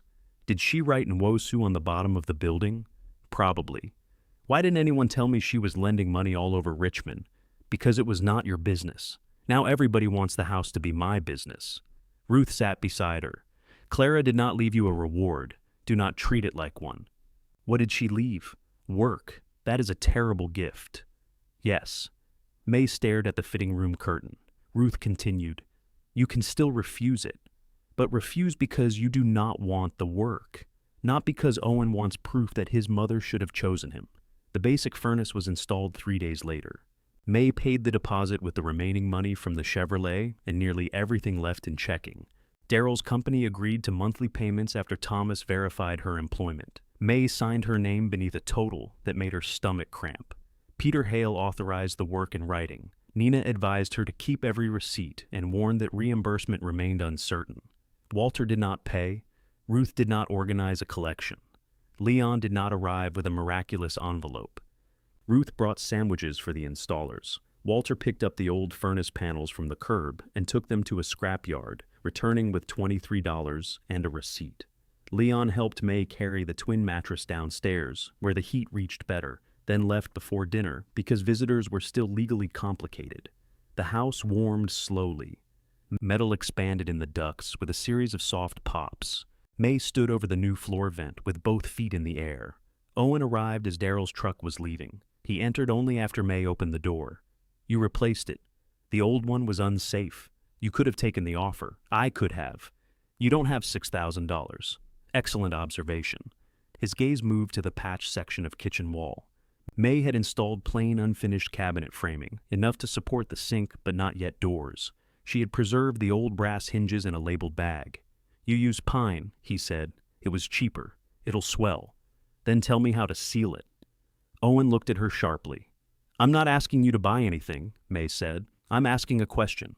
Oil-based primer. Every edge, especially the cuts. Thank you. You're welcome. Neither appeared comfortable with the exchange. Owen walked into the dining room. The table had been shifted another inch from the radiator to make room for a furnace installer's equipment. He put both hands on its edge and moved it back. Your offer expires Friday, he said. I know. If you reject it, we go to the hearing. I know. You could lose. I know. He looked tired. His jacket hung looser than it had at the will meeting. Judith withdrew this morning, he said. May had not known. I'm sorry. Why? For whatever that costs you. His laugh was bitter. You both get to be honest after I'm the one who paid for believing Mom.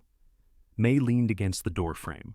If I take your offer, does that make what she promised true? It makes the house ours. That wasn't my question. Owen looked toward the dark windows. No, he said. He left without trying to persuade her again. May opened the settlement proposal after he was gone. She read it once, folded it along the existing crease, and placed it in an envelope. She wrote, "Rejected" across the front, then stopped before sealing it. A hearing date was set for the following Monday. On Sunday evening, someone struck the lionhead knocker once. Owen stood outside holding the old photograph of himself beside Clara and the new pantry shelves. I want to see the marks, he said. What marks? The ones inside the pantry doorway, before somebody paints over them. May opened the door wider. He stepped into the house carrying nothing but the photograph and whatever decision he had not yet made. Owen walked past May without waiting to be shown the way. The pantry was narrow, more closet than room, with shelves on both sides and a painted wooden door that folded flat against the kitchen wall. He opened it and ran his hand along the inside panel. Pencil lines climbed the white paint. Owen, 1977. Judith, 1979. The names appeared again and again beside dates, some written in Clara's rounder early hand, others in their father's block letters. One line near Owen's name had been crossed out and raised half an inch. Dad let me stand on my toes, Owen said. Mom made him redo it. May stayed near the sink. That sounds right. He touched the highest mark. Owen, 1988. Beside it, Clara had written finally taller than his mother. I was 21, he said. She kept measuring us as a joke. Was it a joke? Depends who was losing. The bottom of the door had swollen from the leaking wall. Paint flaked near the hinge. May had photographed it but avoided sanding until Peter Hale confirmed it was not an alteration. Owen crouched and pressed a thumb against the soft wood. This needs to come off. Tonight? If you leave it, the bottom will split. I'm not letting you remove anything the night before the hearing. He looked over his shoulder. That was almost funny, he said. It wasn't. No. He stood, leaving the pantry door open. At the table, he set the old photograph beside the rejection envelope. May had sealed it before answering the door. You rejected the offer. Yes. Why? Because $18,000 won't make the house yours in the way you want. It would pay your debts. Some of them. You could get an apartment. I've had apartments. Owen pulled out a chair but did not sit. You've lived here 2 months, long enough to know the upstairs toilet runs, the side gate drops off its hinge, and rain travels sideways through the dining room window. That window needs glazing. I added it to the list. What list? May took a spiral notebook from the sideboard. Each page held repair costs, utility numbers, furnace payments, and jobs organized under urgent soon. And Clara ignored this for reasons known only to God. Owen read the headings. You need to repoint the brick before you replace that window. What does that cost? Depends how much mortar is loose. Everything depends. Lawyers say that too. Good contractors say it first. May sat opposite him. If I get the house, I'll rent the 2 front bedrooms. To whom? Adults who work at restaurants or the hotel? People who can pay something steady, not market rent. You've already decided, I've thought. What about Thursdays? May looked at the scarred tabletop. Maybe dinner? Not every week at first. And you'll be Clara? No, you're sitting in her house, at her table, making her plans. I'll still be working at the Bluebird. I'll still owe for the furnace. I'll still take the bus because my car became a philosophical object. He almost smiled. May leaned forward. I am not trying to become your mother. I'm trying to understand why she chose me without believing that means she chose correctly. Owen lowered his eyes to the photograph. She didn't choose correctly. Maybe not. He looked up quickly, suspicious of agreement. May continued. She promised you something. Watched you work for it, then made your need for it the reason you couldn't have it. That was cruel. You think saying that fixes it? No. And you're keeping the result. Yes. The word hurt both of them. May let it. Owen sat at last. What do you want from me? He asked. Stop saying I controlled her. You influenced her. Everybody influenced Clara. She came here because Ruth lost her husband. She kept the long table because your father bought it. She called Judith after every doctor's appointment and complained that Judith asked medical questions. She fixed her refrigerator because you told her not to waste food. Influence isn't the same as control. You think she would have left you the house if you hadn't told her about your debts? She signed the will before my surgery and before I lost the apartment. You knew before those things happened. Owen's mouth tightened. That doesn't mean you didn't work on her for years. No. It means if you still believe that, go to the hearing and say it. He stared toward the kitchen. May slid the rejection envelope across the table. But don't say it because you're angry she broke a promise, she said. Say it because you believe I made her do something she didn't choose. The new furnace clicked on. Warm air rose through the restored vent covers Owen had tried to take. He looked at the ceiling fixture, at the lion head knocker visible through the hall, then back at the table. She told us the table should stay with the house, he said. The will gives the furniture to you and Judith. I know, you can take it. What would you do? Find another table. That easy? No. Owen rubbed the scar near his knuckle. She made me refinish this twice, he said. First time, she said I'd sanded out too much character. Second time, she said I'd preserved too many stains. May traced a pale burn mark. Which one did you choose? This, she complained. For 10 years. She liked it. I know. The admission came quietly. Owen turned the photograph over. Clara's handwriting named the pantry shelves and the year, not the people standing beside them. I don't think you tricked her, he said. May stopped breathing for a moment. I think she used you, he continued. I think she gave you the house because she knew you'd feel guilty enough to make it mean something. She gave Judith and me money because money can be divided and finished. She left you a job. Ruth said the same thing. Ruth enjoys being right before anyone else, almost as much as Clara did. Owen nodded. You'll have to replace the roof in 5 years, he said. 7 if I stop inviting rain. 5. Fine. He took out his phone. What are you doing? Calling my attorney. It's Sunday. He enjoys billing me. Owen left a message instructing the attorney to withdraw the contest before the hearing. His voice stayed level until he had to say May's name. Then it caught. Barely. When he ended the call, he remained at the table. I'm not saying the will was fair. I won't ask you to. I'm not giving up what Mom owed me. I can't give you that. No. He picked up the photograph. At the pantry, he touched the damaged door again. After everything is transferred, I can fix this. You tried to remove my door knocker. Technically, it wasn't yours. And yet, I still don't trust you with a screwdriver. That's probably healthy. At the front door, he paused beneath the restored brass fixture. Judith should have the photograph, he said. You brought it. She found it. She'll give it back if she wants you to have it. You don't know my sister.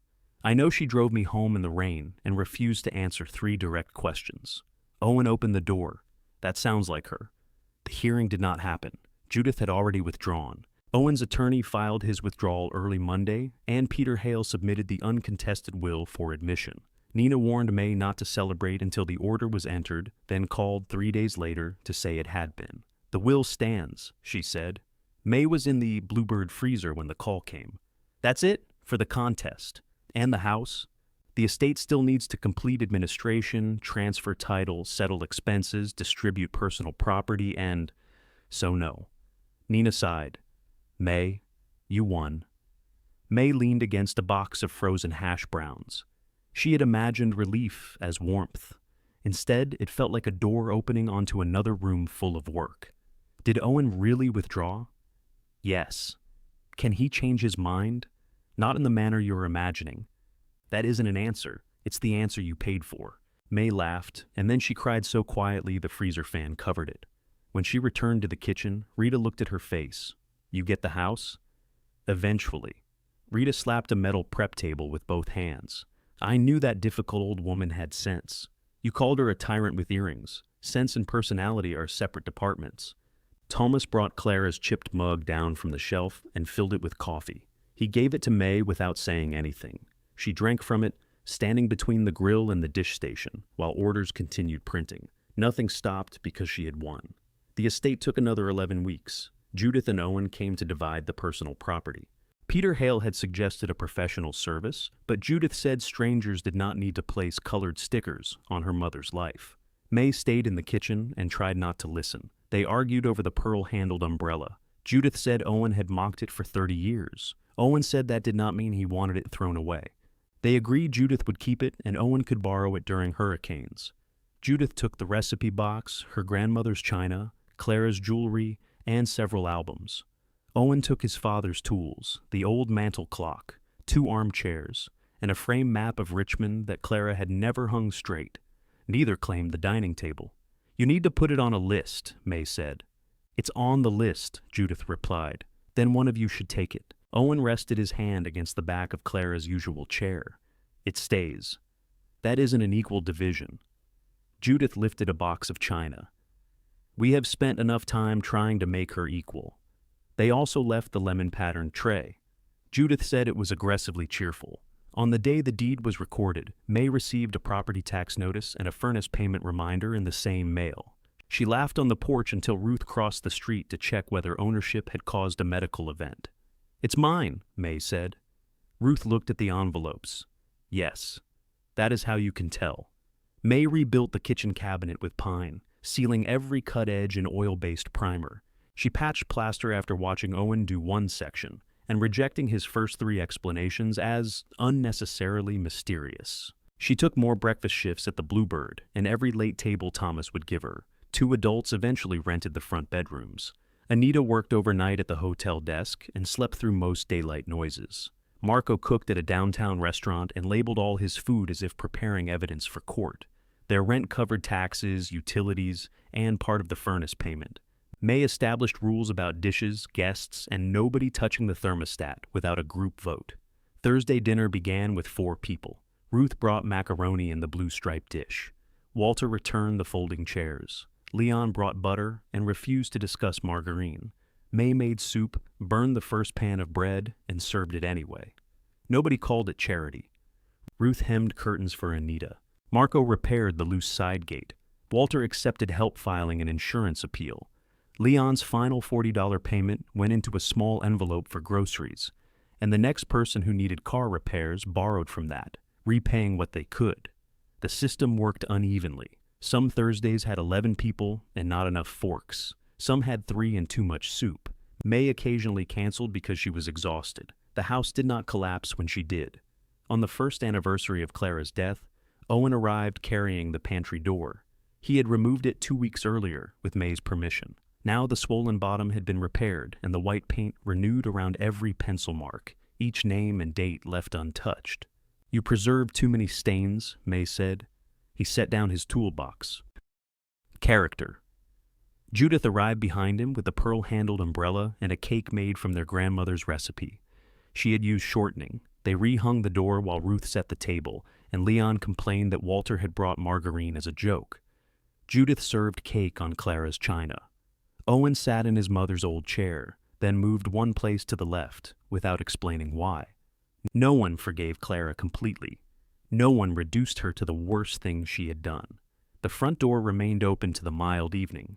Near the end of dinner, a woman in a hotel uniform paused on the porch beside Anita.